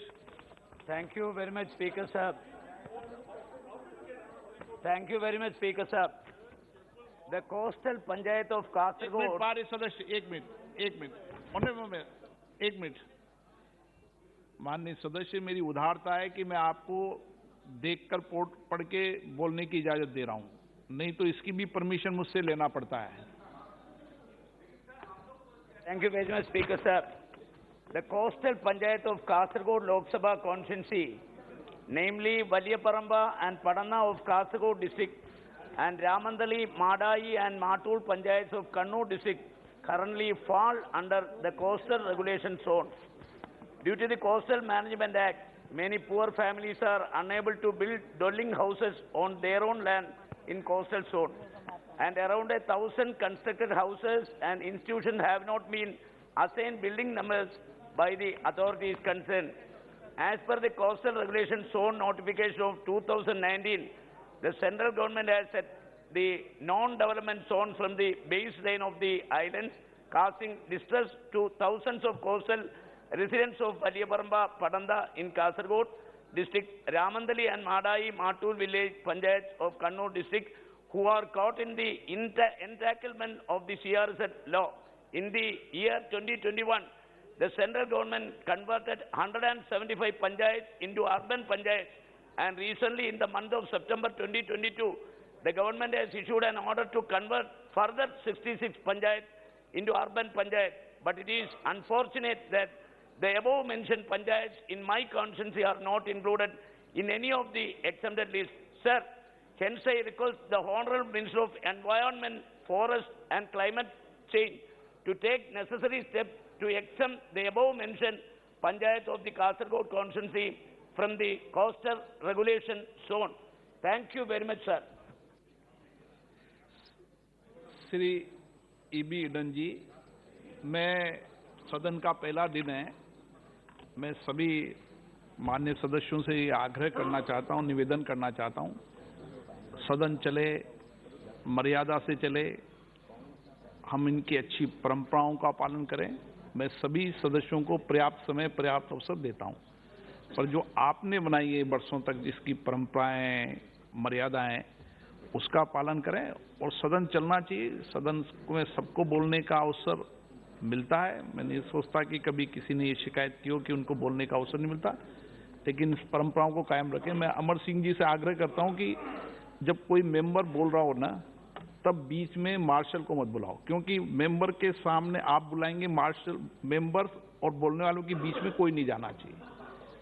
ये अच्छी परंपराएं बनाई है यहाँ पर सदन में, इन सब परंपराओं को अपन पालन करें। दुनिया का सबसे बड़ा लोकतंत्र है, तो उस लोकतंत्र की इतनी मर्यादा रहे, मेरा ऐसा व्यक्तिगत आग्रह है सबसे। श्री ईबी डन ji. Thank you, Speaker, sir. Sir, I am raising a major concern regarding the fishermen community of Kerala in Vizhinjam, where the international seaport was awarded in 2015. The International Vizhinjam Seaport Limited was floated in 2015. Sir, for the last 140 days, the fishermen community of Vizhinjam have been on a huge agitation, mainly because their life and livelihood have been destroyed by the construction of the seaport, which is done by a private group called Adani. Sir, the seaport construction is going on, and in the northern side there has been huge sea erosion. And 300 families have been living in a cement godown for the last 4 years. Sir, this particular fishermen community have contributed their land ages before for the development of the Vikram Sarabhai Space Research Center, the church, the Bishop House, the cemetery, everything was demolished for the development of such a huge organization, national important organization. So, sir, the development, the agenda the state government is raising, the allegation the state government is raising is that the fishermen community is against the development of the port, which is not right, sir. They have been in touch, and they have given all the support for the development of the port, but the fishermen community's life and livelihood is being disturbed. Sir, a central package should be announced for the rehabilitation. 5,500 rupees was the only amount which was sanctioned for giving rent, sir. Sir, the agitation is over yesterday, but the demands are genuine, which is not yet sorted out by the state government. I would like the central government also to declare a package, because this is a very important port. And sir, a scientific committee has to be taken place. A scientific committee has to be declared where the interest of the local fishermen, the sea erosion, etc., should be studied, sir. Sir, the state government was saying that they would give the Adani CSR fund for the rent, sir, which is not acceptable, sir. Sir, this is a very genuine demand. The central government. Shrimati Chinta Anuradha. माननीय अध्यक्ष महोदय, मैं आपके माध्यम से माननीय गृह मंत्री का ध्यान इस देश में बढ़ती हुई जनसंख्या की ओर दिलाना चाहता हूं। माननीय अध्यक्ष महोदय, जिस तेजी से देश की जनसंख्या बढ़ रही है, उस तेजी से देश के संसाधन सिकुड़ रहे हैं। हमारे यहाँ खेती की जमीन सीमित है, आवास की जमीन सीमित है, जल के संसाधन सीमित हैं, बेरोजगारी बढ़ेगी, रहने की समस्या बढ़ेगी। इसीलिए मेरा ध्यान माननीय गृह मंत्री से है कि जनसंख्या नियंत्रण के लिए कोई परामर्श करके कानून बनाया जाए। पूर्व में भी इस बात की मांग रही है। Anuradha. Thank you, Speaker, sir. Today, I would like to bring to your kind attention an important issue relating to women, sir. Sir, many women experience menstrual disorder and may even suffer from illness related to menstruation, including endometriosis and ovarian cysts, which can disrupt their everyday tasks and cause significant workplace stress, sir, which has been a common ailment in today's life due to many factors. In such a scenario, paid leaves in form of menstrual leaves ensure that women have direct pathways to rest when they need it most, be more productive at work, and as a result find it easier to remain in the labor market. They also encourage more equality by accommodating female workers' biological demands much as maternity leave does. Therefore, through you, I request the Minister of Health and Family Welfare to enforce a 2-day menstrual leave per month for the public and private sectors, which can be taken by employees at their discretion.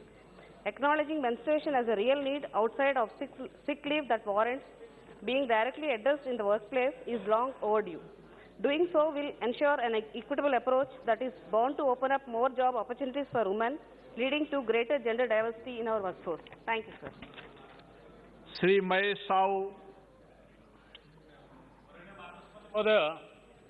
Sir आपण जरिया बारंबार जातीय राजपथ 55 संपर्क आलोचना पर्यालोचना कला अद्यावधि रास्तार उन्नति मंगुली ठारू संबलपुर पर्यंत रास्ता मरामती न होगा फल अद्यावधि 21 जनकर मृत्यु घटला एवं संपृक्त मंत्री महोदय ए बाबद आलोचना पर्यालोचना करी परामर्श देते अनेक 2022 शेष सुधा शेष हम अनेक 2023 सुधा शेष हम 2024 सुधा शेष हम ए परिप्रेक्षी आपण जरिया केंद्र सरकार को निवेदन करने चाहे ए जातीय राजपथर मरामती एवं निर्माण कार्य केबे सुधा सठिक भाव ठीक हे ए बाबद बारंबार आंदोलन धारणा शांतिपूर्ण धारणा कौन प्रकार अर्थनैतिक अवरोध बारंबार कलापर ए बाबद कौन नजर दि जाऊ नहीं मु आपण जरिया निवेदन करने चाहे केंद्र सरकार ए बाबद ठोस पदक्षेप ननेले परिस्थिति भविष्य में अनेक जटिल होबार संभावना अच्छी ए दृष्टिकोण आपण को अनुरोध करुछि। श्री राजेश वर्मा। धन्यवाद माननीय अध्यक्ष जी, आपने शून्यकाल में अपने संसदीय क्षेत्र के एक महत्वपूर्ण प्रश्न पर मुझे बोलने का जो मौका दिया उसके लिए मैं आपको धन्यवाद देता हूं। माननीय अध्यक्ष जी, आपके माध्यम से मैं सरकार का ध्यान आकृष्ट करना चाहता हूं कि मेरा संसदीय क्षेत्र सीतापुर उत्तर प्रदेश में आता है। उसमें एक रेलवे ऊपरगामी सेतु की हमने मांग की थी माननीय रेल मंत्री जी से। ये हमारे सीतापुर गोला मार्ग पर 51A क्रॉसिंग पर एक ऊपरगामी सेतु की आवश्यकता है। संपार फाटक है वहाँ पूरे दिन जाम लगा रहता है। 24 घंटे में 42 से 45 गाड़ियों का आवागमन होता है और शहर के मध्य में वो हमारी रेल लाइन है। मैं आपके माध्यम से माननीय मंत्री जी का ध्यान आकृष्ट करना चाहता हूं कि इस पर गंभीरता से विचार करें और आपके संज्ञान में ये भी लाना चाहूँगा कि मैंने व्यक्तिगत रूप से मिलकर के माननीय मंत्री जी को पत्र भी दिया था और उन्होंने मेरे को पॉजिटिव रिस्पांस भी दिया है। क्योंकि माननीय सदन में मंत्री जी बैठे हैं, उनका फिर से ध्यान आकृष्ट करना चाहता हूं कि इस भयंकर समस्या का निदान करने के लिए आप निश्चित रूप से इस पर कार्रवाई करेंगे और ऊपरगामी सेतु के निर्माण के लिए आप अपना निर्देश प्रदान करेंगे। धन्यवाद। श्री के Suresh ji. Yes, sir. Sir, in this country, lack of employees, provident fund pensioners agitating against the enhancement of the EPFO pensions. So, they went Honorable High Court, Kerala. After that, they went Honorable Supreme Court. Recently, Supreme Court had given a verdict, but the Supreme Court direction is not implemented by EPFO organization. They are diverting again and again and denied the EPFO pension for the lack of employees, pensioners employees.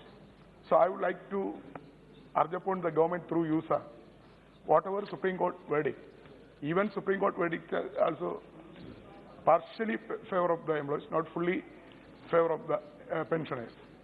But at the same time, EPFO pensioners are no any other option.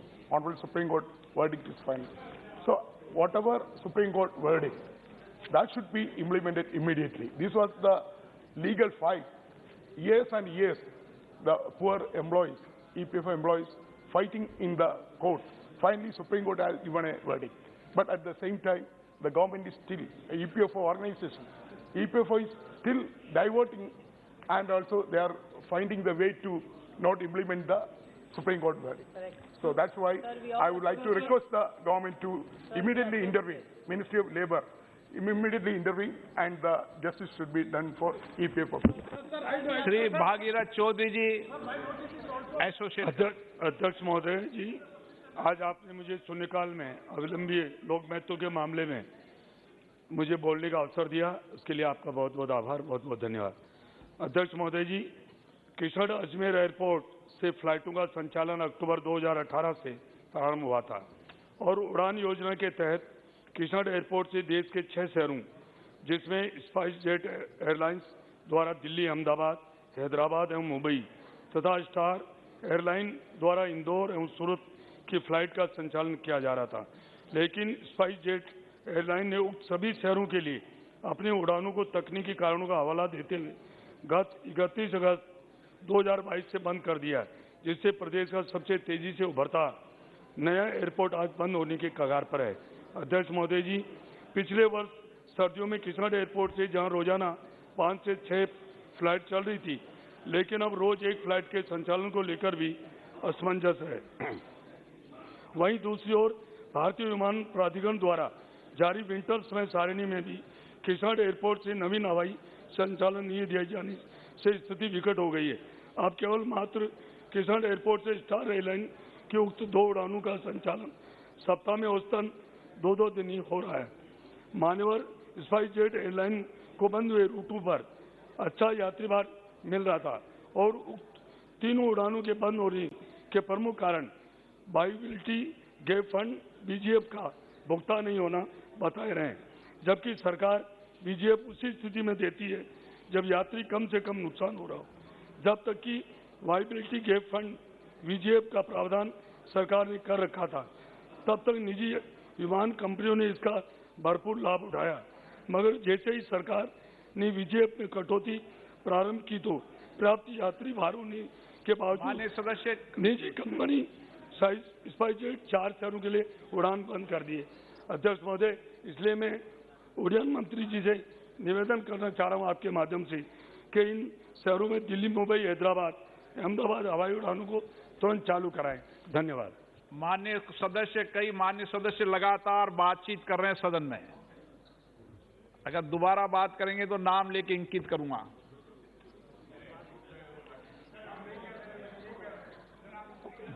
मैंने नाम नहीं लिया अभी। जसवीर सिंह जी। धन्यवाद speaker sir, आप जी ने मैनू एक बहुत इंपॉर्टेंट मुद्दे के उत्ते बोलने का मौका दिता है। सर, पंजाब दे विच काले दौर दे विच कुछ साडे ही बच्चे सी, जदों काला दौर तो चला गया पर बहुत पीड़ा जिहड़ी आ सानू पिछे छड्ड गया। उहदे विच जज्बातां दे विच बह के कुछ साडे बच्चे जिहड़े आ ओह खाड़कूवाद दे विच शामिल हो गए।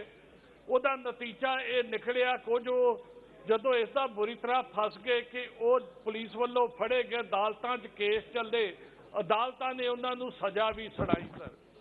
सर वो अपनी सज़ा पूरी कर गए ने, वो कोई आम अपराधी नहीं, एक जिहड़े जज्बातां दे विच बह गए सन, एक जिन्हां नूं मैं कहां कि वो एक सियासी जिहड़ी आ उन्हां दी सोच साडे नाल नहीं सी रलदी, वो सज़ा उन्हां भुगत लियां। पर अज भी परमजीत सिंह, जगतार सिंह, लखविंदर सिंह, शमशेर सिंह, गुरबीर सिंह, गुरदीप सिंह, दविंदरपाल सिंह वख-वख देश दीयां जेलां दे विच कैद पूरी करके सर वो जिहड़े आ अज भी जेलां दे विच सड़ रहे आ। मेरी सर तुहाडे राही सरकार नूं अपील है कि इन्हां नूं एक आम अपराधी की तरह ना एक सियासी अपराधी की तरह डील किया जाए। इन्हां दा चाल चलन जिहड़ा इन्हां ने कैद कट्टी बहुत वधिया रहा। इन्हां ने एक चंगे आचरण का सबूत दिता है। इन्हां नूं राइट ऑफ फ्रीडम इन्हां दे दी कदर की जाए, इन्हां दे ह्यूमन राइट्स का जिहड़ा ख्याल रखा जाए ते इन्हां नूं तुरंत रिहा किया जाए। धन्यवाद। धन्यवाद माननीय अध्यक्ष महोदय, मेरा संसदीय क्षेत्र उदयपुर राजस्थान एक आदिवासी बहुल्य क्षेत्र है। इस क्षेत्र में कई ऐसे मार्ग हैं जो अभी तक 2 लाइन में ही बने हुए हैं, जिससे काफ़ी दुर्घटना की संभावना बनी रहती है। इसी के अनुरूप मैं सरकार से मांग करता हूं कि स्टेट हाईवे नंबर 36 जो उदयपुर सलूम्बर बांसवाड़ा तक 2 लेन में बना गया है। इस मार्ग को राष्ट्रीय राजमार्ग घोषित कर 4 लेन में बदलकर उदयपुर, सलूम्बर, बांसवाड़ा, रतलाम, मध्य प्रदेश तक करवाने का श्रम करावे, जिससे इस मार्ग पर होने वाली दुर्घटनाओं में कमी आएगी और आम जनता को एक राष्ट्रीय राजमार्ग का लाभ मिल जाएगा। धन्यवाद। श्री मोहम्मद फैजल जी। Thank you very much, Honorable Speaker, sir, for allowing me to raise a very important issue. The issue is the need of a legislative assembly has been a long cherished and desire of the people of Lakshadweep. So that desire has gone into an inevitable part within these years, sir. The reason why the people, its people and the elected representatives have no say in any of the decisions which is crucial for their existence, sir. For instance, say the new Panchayat regulation, the mass land acquisition, repealing of the land tenancy regulation 2019, stopping of our 15 years perspective plan, the shipping sector, stoppage of the specialty doctor services, welfare scheme for the farmers and fishermen, employment for laborers. All these issues, people have been protesting in the road for the last so many months, and now there is a continuous relay strike going in the capital city for just a single demand, which we are celebrating the 75th year of our independence, where the people of Lakshadweep do not have that sort of. So my simple submission is that the single demand is to have a legislative system where people's aspirations are discussed and a consultative mechanism is developed so as to ensure the democratic right of the people. My urge with the Home Ministry is that when we celebrate the 75th year of our independence, let the people of Lakshadweep also enjoy the freedom of self-governance. Thank you so much. Chandrasekhar Sahu. Thank you, Speaker, sir. Sir, under area expansion for fruit crop and floriculture has been a major component under Mission for Integrated Development of Horticulture, under National Horticulture Mission. And under this, 24 districts of my state are covered. In my state, the maximum cost of cultivation per hectare for high-density mango is 42,000, sir. Papaya is 60,000. Banana is about 10,263. Bulbous flower is about 1.5 lakh. Cut flower is 1 lakh. And spices crop is 30 to 50,000. Out of which 40 to 50% subsidy is provided to farmers to take up the program. Sir, you can imagine how small farmers of my state get the benefits of this program with the high cultivation cost. Sir, I therefore, through you, request the Honorable Minister and the government to increase assistance under area expansion program so that more farmers, not only of my state but also of the country, get the benefits of mission and double their income. Thank you, sir. Shrimati Supriya Sule ji. Sir, मेरा आज का 0 our किसान विमल योजना पे है, लेकिन मैं आपसे विनती करना चाहती हूँ, मैंने आपका टाइम भी लिया था सर, कि महाराष्ट्र में ये प्राइम मिनिस्टर फसल बीमा योजना में तो दिक्कत है, लेकिन महाराष्ट्र में 10 दिन से एक नया प्रश्न का खड़ा रह रहा है कि हमारा जो राज्य है बगल का कर्नाटका राज्य, वहाँ का के सीएम जो है वो अनाप शनाप बोले जा रहे हैं सर। और कल तो हद कर दी, कर्नाटका बॉर्डर पे महाराष्ट्र के लोग जाना चाहते थे और उनको पीटा है सर, और आज तक एक भी कुछ आया नहीं है सर। और 10 दिन से महाराष्ट्र के खिलाफ षड्यंत्र हो रहा है और महाराष्ट्र तोड़ने की बात ये पूरे कर्नाटका के मुख्यमंत्री, और दोनों राज्य जो है दोनों बीजेपी के राज्य है, महाराष्ट्र में भी राज्य बीजेपी का है और कर्नाटका में भी बीजेपी का है। इसके खिलाफ भी पूरे टाइम में सर महाराष्ट्र ये कर्नाटका के जो मुख्यमंत्री है वो महाराष्ट्र के खिलाफ बोलते हैं, कल पीटे हैं लोगों को सर, पीटा है महाराष्ट्र की जनता को। ये नहीं चलेगा सर, ये देश एक है। और मैं अमित शाह जी को विनती करती हूँ, subject is subsidy, sir, because the case is in the court, sir, it is the Supreme Court. Please don't allow any member from the Maharashtra to speak on this issue, sir.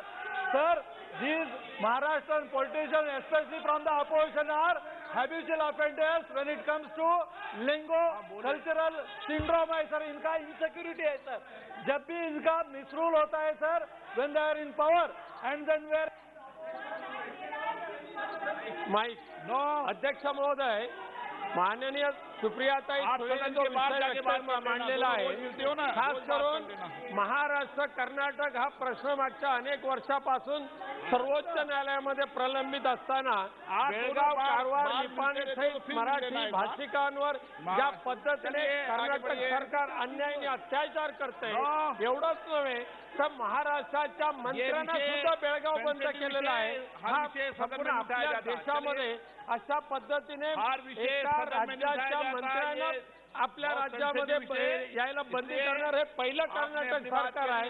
ज्या पद्धतीने कर्नाटकाच्या पोलिसांकडून, सरकारकडून मराठी भाषिकांवर अन्यायाने अत्याचार केला जातोय, त्याचा तर आम्ही धिक्कार करीतच आहोत.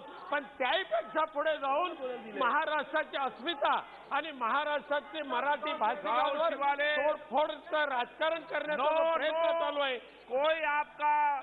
कोई का बयान दर्ज नहीं हो रहा है, कोई रिकॉर्ड में नहीं जा रहा है, कोई रिकॉर्ड में नहीं जा रहा है. आप बोल रहे हो कुछ भी, कोई रिकॉर्ड में नहीं जा रहा है.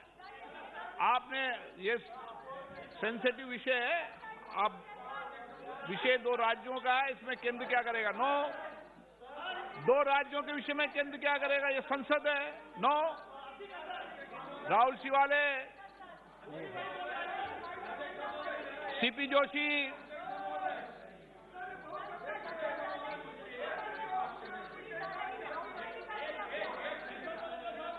सीपी जोशी. धन्यवाद अध्यक्ष महोदय, आपने एक महत्वपूर्ण विषय पर मुझे बोलने का अवसर दिया. मोदी जी की सरकार बनने के बाद चित्तौड़ संसदीय क्षेत्र को अनेक सौगातें मिली है जो पिछले 60 वर्षों में नहीं मिल पाई. मेरा आपके माध्यम से सरकार से मांग है माननीय अध्यक्ष महोदय कि चित्तौड़गढ़ में चित्तौड़गढ़ में मोदी जी की सरकार बनने के बाद 30 बेड का एक हॉस्पिटल दिया गया, जैसा उदयपुर में 100 बेड का दिया गया है. मेरी सरकार से मांग है कि चित्तौड़गढ़ में भी 100 बेड का ईएसआई का हॉस्पिटल बने ताकि उस क्षेत्र के लोगों को राहत मिल सके, क्योंकि बहुत बड़ी इंडस्ट्री है, बड़ी मात्रा में वहाँ उद्योग धंधे हैं, वहाँ कर्मचारी है. तो ऐसे में चित्तौड़ में 100 बेड का हॉस्पिटल बने. और प्रतापगढ़ में सरकार ने ऑफिस को खोल दिया कर्मचारियों के लिए, लेकिन एक मांग और मेरी सरकार से रहेगी कि वहाँ 6 बेड की डिस्पेंसरी खुल जाए ताकि केंद्रीय कर्मचारियों के लिए वहाँ लाभ मिल सके. और रावतभाटा में आरएपीपी का एक बहुत बड़ा न्यूक्लियर पावर प्लांट है, वहाँ भी अगर एक हॉस्पिटल बन जाएगा लेबर विभाग का तो निश्चित रूप से वहाँ हजारों लाखों हमारे श्रमिक भाइयों को लाभ मिलेगा. बहुत बहुत धन्यवाद अध्यक्ष. धन्यवाद अध्यक्ष महोदय. प्लीज बैठे. पूर्व में ये परंपरा रहा है कि उत्तर पूर्वांचल के जितने भी प्रोजेक्ट्स हैं उन प्रोजेक्ट्स में जो केंद्रीय सरकार है 90% या 80% देती है और उत्तर पूर्वांचल के राज्य 10% या 20% देती है. जब मैंने दरखास्त की रेलवे विभाग से कि हमारे लोकसभा क्षेत्र में सुंगाजान और टेंगानी में लेवल क्रॉसिंग चाहिए, तो उत्तर आता है रेलवे विभाग से कि पूरा 100% जो फंडिंग है आरओबी या आरयूबी का वो राज्य सरकार से आता है. तो मेरी दरखास्त है कि रेलवे विभाग पुरानी परंपरा के तहत आरओबी और आरयूबी जो उत्तर पूर्वांचल के राज्यों में है, विशेष रूप से मेरे लोकसभा सुंगाजान और टेंगानी में, उसमें भी 80-20 या 90-10 का प्रतिशत का फंडिंग का व्यवहार करे. धन्यवाद. गिरीश चंद जी. गिरीश चंद.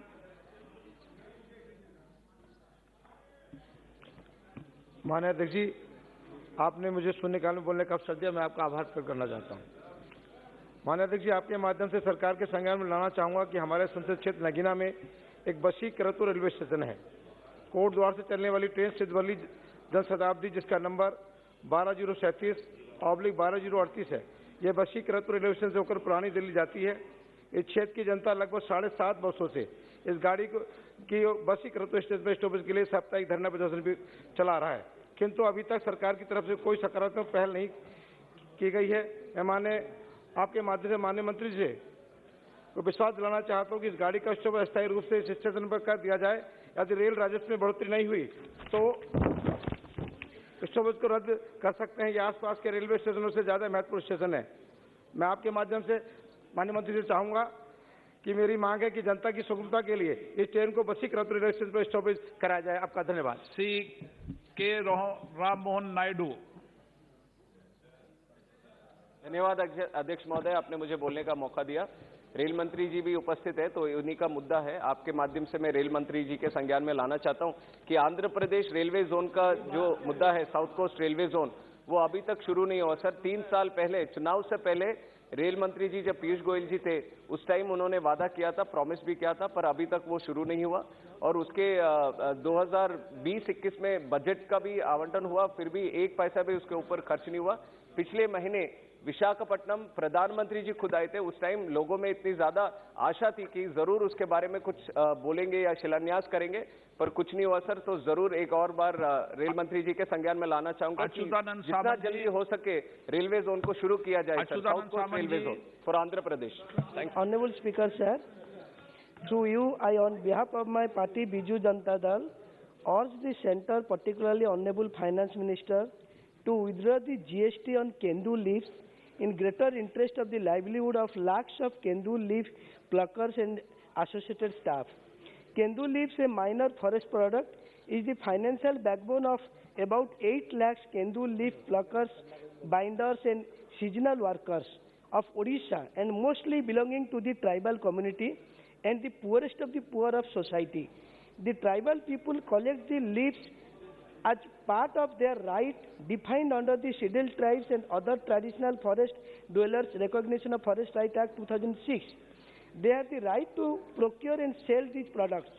18% GST on Kendu leaves is affecting the trade and livelihood of pluckers. The tax needs to be withdrawn for the greater interest of the poor people in Odisha, particularly tribals. This in turn affects the livelihood of Kendu leaves, pluckers, binders, seasonal workers, and also implementation of social security and welfare schemes for them. Our Honorable Chief Minister of the Odisha state has expressed his concern and also written the same letter to the Centre and Finance Minister. Thank you very much, sir. Shri Jagannath ji. अध्यक्ष जी, मैं आपका बहुत आभारी हूँ कि जो एक अत्यंत लोक महत्व का विषय है, उत्तर प्रदेश में अक्टूबर में इस बार अप्रत्याशित बाढ़ आई, जिसके कारण 21 जनपद के लगभग 2235 गांव बाढ़ से महरूम हो गए। हमारे सिद्धार्थनगर के 580 गांव, जिसमें इस बार पहली बार हुआ, मतलब मानसून सेशन कभी जुलाई, अगस्त, सितंबर के बाद कभी बारिश नहीं हुई थी। ये पहली बार अप्रत्याशित बारिश अक्टूबर में हुई और कुछ नेपाल की नदियों का पानी आया, जिसके कारण सड़कें टूट गईं, जिसके कारण एक लगातार 8,730 हेक्टेयर में पूरी फसल खराब हो गई और किसानों के सामने आज ये स्थिति है रबी के लिए। तो मैं मांग करता हूं कि एक केंद्रीय अध्ययन दल जाए, जिससे कि वहां के किसानों की जो फसल की क्षति हुई है उसका आकलन करके और उन्हें मुआवजा दिया जा सके, क्योंकि जिस तरह से एक अप्रत्याशित नुकसान हुआ, केवल फसल का नहीं हुआ, घरों का हुआ है, बड़ी संख्या में लोगों की मृत्यु हो गई है और रेलवे लाइन पे भी पानी आ गया था, बंधे कई टूट गए, कई सड़कें हो गई। हमारा जनपद कई दिनों से प्रदेश से एक तरह से अलग हो गया था, टापू हो गया था। तो ये अत्यंत महत्वपूर्ण सवाल पर मैं चाहता हूँ कि आप उत्तर दें कि केंद्र से। उत्तम कुमार रेड्डी। धन्यवाद। Speaker sir, through you, I wish to bring a matter of urgent public importance to the Government of India. The people of Telangana are strongly objecting to the auction of 4 coal blocks, Kalyan Kani block, Koyagudam block, Sattupalli block, and Savanipalli block. These coal blocks are co-located with the existing coal mines of a 100-year-old public sector coal mining company, Singareni Collieries Company, which is a profit-making public sector mining company. It has continuous profits for 20 years. In a very irrational and bizarre decision, the Government of India has announced auction of the coal blocks adjacent to the Singareni mines coal blocks. The Singareni Collieries Coal Company now supplies coal to the thermal power stations of Telangana, Andhra Pradesh, Maharashtra, Karnataka and TamilNadu. Instead of allocating these coal blocks to the Singareni Collieries Company, the coal ministry is putting up for auction which is an irrational and objectionable decision. We demanded the auction of these 4 coal blocks be cancelled and they be allotted to the public sector companies, singularly collieries. Sir, I'd like to also to bring to the government that the Honorable Prime Minister, during a visit to Telangana last month, had promised that they will not be privatized, but still the government of India is going ahead with the privatization of the coal blocks in Telangana. So Mr. Prahlad Joshi has come. He has replied last time, but he's replied that this is a government decision. There is no logic to it. Thank you, sir. I rise to speak about shrimp industry of Andhra Pradesh. Whatever honorable member from Telangana has alleged, it is virtually and factually wrong. The auction process is going on from last 2.5 years, and it is the most transparent system which we have adopted. So far, nobody has alleged anything against the system of transparent system of auction. And this is also beneficial to the state. If state wants, they can participate, and there are many states, for example, where there is no Bharatiya Janata Party ruling. You please listen. No. आप बोलिए. Sir, first of all, I would like to tell about the auction process. You give me 1 minute, sir. Then auction. I will tell. Who started this? You tell me, please. You tell me whatever is happening. This is the process of through a transparent auction method is happening. And as far as privatization is concerned, 51% is with Telangana government and 49% is with us. How can you privatize it? And see, this is not the question of allocating the coal blocks. It is through auction. Everybody has to participate through auction. This is the system we have adopted now. And sir, I would also like to tell, in many other states, for example, Chhattisgarh, Jharkhand, there also auction is going on. Those governments are cooperating. What is their problem? And entire revenue, sir. Entire revenue through auction, it goes to the state government. The entire auction, it goes to the state government. The people who are in the coal scam, they are talking all these things. इनकी समस्या है कि 51 राज्य को दे रहे हो. जो कोल scam में करोड़ों रुपए का कोल स्कैम किए थे, वो लोग ये ट्रांसपेरेंट सिस्टम नहीं चाहते हैं.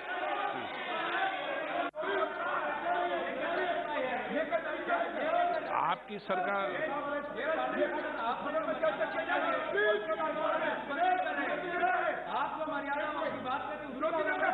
लाओ श्री कृष्णा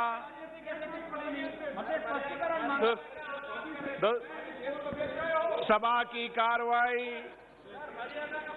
2 बजे तक के लिए स्थगित की जाती है. लंच का समय हो गया. की जरूरत है और हमें अब ज्यादा मौका देंगे और ज्यादा समय. Ahmed Ashfaque Karim. Sir, very briefly. माननीय सभापति जी, मैं राष्ट्रीय जनता दल से हमारा ताल्लुक है. मैं आज आपका खैर मकदम करते हुए फख्र महसूस करता हूं. आपकी इज्जत अफजाई करते हुए और जितना सभी माननीय सदस्यों से सुना, और भी फख्र और भी सर ऊंचा होता है. कुछ रोज कबल आपने मुझे तबादला ख्याल करने का मौका फराहम किया था. आपकी गुफ्तगू से मैंने आपकी काबिलियत और आपकी इल्मी सलाहियत का कायल हो गया और उम्मीद करता हूं कि रैशनल अप्रोच के साथ आपकी सरपरस्ती में ये सदन चलता रहेगा और बहुस्न खूबी आगे बढ़ता रहेगा. Thank you. साबिक चेयरमैन की अलविदाई के मौके पर मैंने इसी सदन में कहा था, आप जैसे बावकार लोग बावकार चेयर दूसरों के हवाले कर देते हैं, और आज हम सबों के बीच आप सभापति की कुर्सी को जीनत बख्श रहे हैं. मैं ईश्वर से दुआ करता हूं कि आप सेहत व आफियत के साथ इस सदन को आगे बढ़ाते रहें, और बड़ी खुशी होती है जब मुझे बैठाल कर कोई मेरी तारीफ करता है और सच्चाई बयान करता है, और कितना खुश हूं कि आप बैठे इस जीनत भरी कुर्सी पर हैं और सारे लोग आपके ताल्लुक से बड़ी बड़ी बातें कह रहे हैं। ये बड़ा ही बहुस्न खूबी का मौका है। बहुत बहुत शुक्रिया। इमरान प्रतापगढ़ी। आदरणीय सभापति महोदय, आपका बहुत बहुत स्वागत है, खैर मकदम है। ये वो पहले शब्द हैं जो मैं इस हाउस में पहली बार बोल रहा हूं। पिछली बार विदाई समारोह था तो ऐसा मौका आया था कि मैं बोलूं, लेकिन मुझे लगा कि नहीं, मैं स्वागत समारोह में बोलूंगा तो ज्यादा अच्छा रहेगा। मैं बस 1 मिनट आपका समय चाहता हूं। बस मैं आपसे यह कहना चाहता हूं कि मैं सदन में दूसरा सबसे छोटा, सबसे कम उम्र का सदस्य हूं, तो मेरी गुजारिश आपसे यह है कि ये जो दीवारें हैं ये सिर्फ ईंट, गारे और लकड़ी से बनी हुई नहीं है। इसमें न जाने देश के करोड़ों लोगों की भावनाएं और जज्बात शामिल हैं। ऐसे में देश चाहता है कि यहां अच्छी बातों पे बहस हो, बातचीत हो, और आप हमारे परिवार के मुखिया हैं, राज्यसभा का जो परिवार है उसके आप मुखिया हैं, तो आपकी जिम्मेदारी बनती है कि अगर हम सारे लोग यहां से अवाम की बात उठाएं तो आप हमें महफूज रखें और हमारी नुमाइंदगी करते हुए हमें बोलने का मौका दें। क्योंकि आप देश की उच्चतम न्यायालय में आपने इंसाफ की लड़ाई लड़ी है और यह देश का उच्च सदन है, तो हमें उम्मीद है कि आप हमें यहाँ इंसाफ की लड़ाई लड़ने देंगे। Honourable leader of the house. बहुत बहुत धन्यवाद आपका। Thank you. Honourable leader of the house. माननीय सभापति महोदय, आज हम सब के लिए बहुत खुशी की बात है, बहुत गर्व की बात है। क्या आप इस उच्च सदन के सभापति के रूप में इस प्रतिष्ठित पद पर आसीन हो रहे हैं।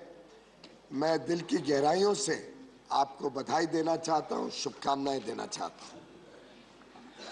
माननीय प्रधानमंत्री जी ने अभी अभी हमें याद दिलाया कि आज आर्म्ड फोर्सेस फ्लैग डे भी है। तो मुझे याद आ रहा था एक अंग्रेजी फिल्म स्टार वॉर्स, जिसमें एक बड़ा प्रसिद्ध वाक्य हुआ था, मे the force B with you. आज तो बहुत अच्छी अच्छी बातें बोली गई हैं। कुछ माननीय सदस्यों ने आपको चक्कर में ना आने की भी सलाह दी। अभी अभी एक युवा सदस्य ने कहा आपकी जिम्मेदारियों के बारे में आपको याद दिलाने की कोशिश की। ये अलग बात है कि जिम्मेदारी तो हम सबकी बनती है कि सदन अच्छा बने, अच्छी तरीके से चले। आपकी जिम्मेदारी तो हम सबका ख्याल रखने की है। सदन अच्छा चलना तो हम सबके हाथ में, और मेरा विश्वास है आज जो अच्छी अच्छी बातें रखी गई हैं, जिस प्रकार से उत्साह के साथ सबने आपका स्वागत किया है, आगे आने वाले दिनों में हम यही भावना हमारे कार्यकाल में भी रखें, काम में भी रखेंगे। और क्लियरली आपके साथ लगभग सभी सदस्यों का मिलना जुलना हो चुका है। एक ना एक मौके पे हम सब आपको मिल चुके हैं। तो मैं इतना जरूर कह सकता हूं कि it's a joy to be with you, to meet you, to exchange notes with you, to talk to you. अब पता नहीं वो राजस्थान से आप लेके आए हैं या सिटी ऑफ जॉय से, जहां से आप बहुत ही सफल अपना गवर्नर का कार्यकाल कर दिल्ली आए। पर वास्तविकता यह है कि आपकी अध्यक्षता में इस सदन में मुझे पूरा विश्वास है कि बहुत सारे जॉयफुल ओकेजन्स हम सब मिलकर सेलिब्रेट करेंगे।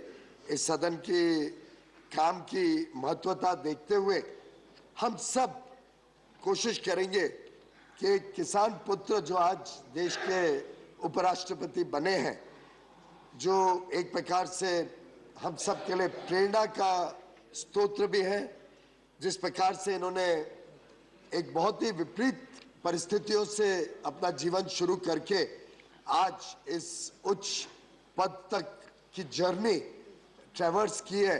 मेरा पूरा विश्वास है कि हम सब भी उससे बहुत कुछ सीखेंगे, अपने कार्य में भी, अपने काम में भी उसकी झलक आपको दिखाने की कोशिश करेंगे। हम सब बहुत गर्व महसूस करते हैं कि आपकी जो बुद्धिमत्ता है, जिस प्रकार से आपने एक बहुत वरिष्ठ वकील के रूप में देश की सेवा की, न्यायालय की सेवा की, शायद you must have been the youngest to become a senior advocate in the Supreme Court within 11 years of your practice. मैं समझता हूँ शायद उस समय जजेस ने भी कुछ स्पार्क देखी होगी, कुछ ऐसा अलग देखा होगा जिसके कारण आपको ये बहुत बड़ा एक प्रकार से स्थान मिला और बहुत बड़ी सर्टिफिकेट उच्च न्यायालय से आपको दी गई।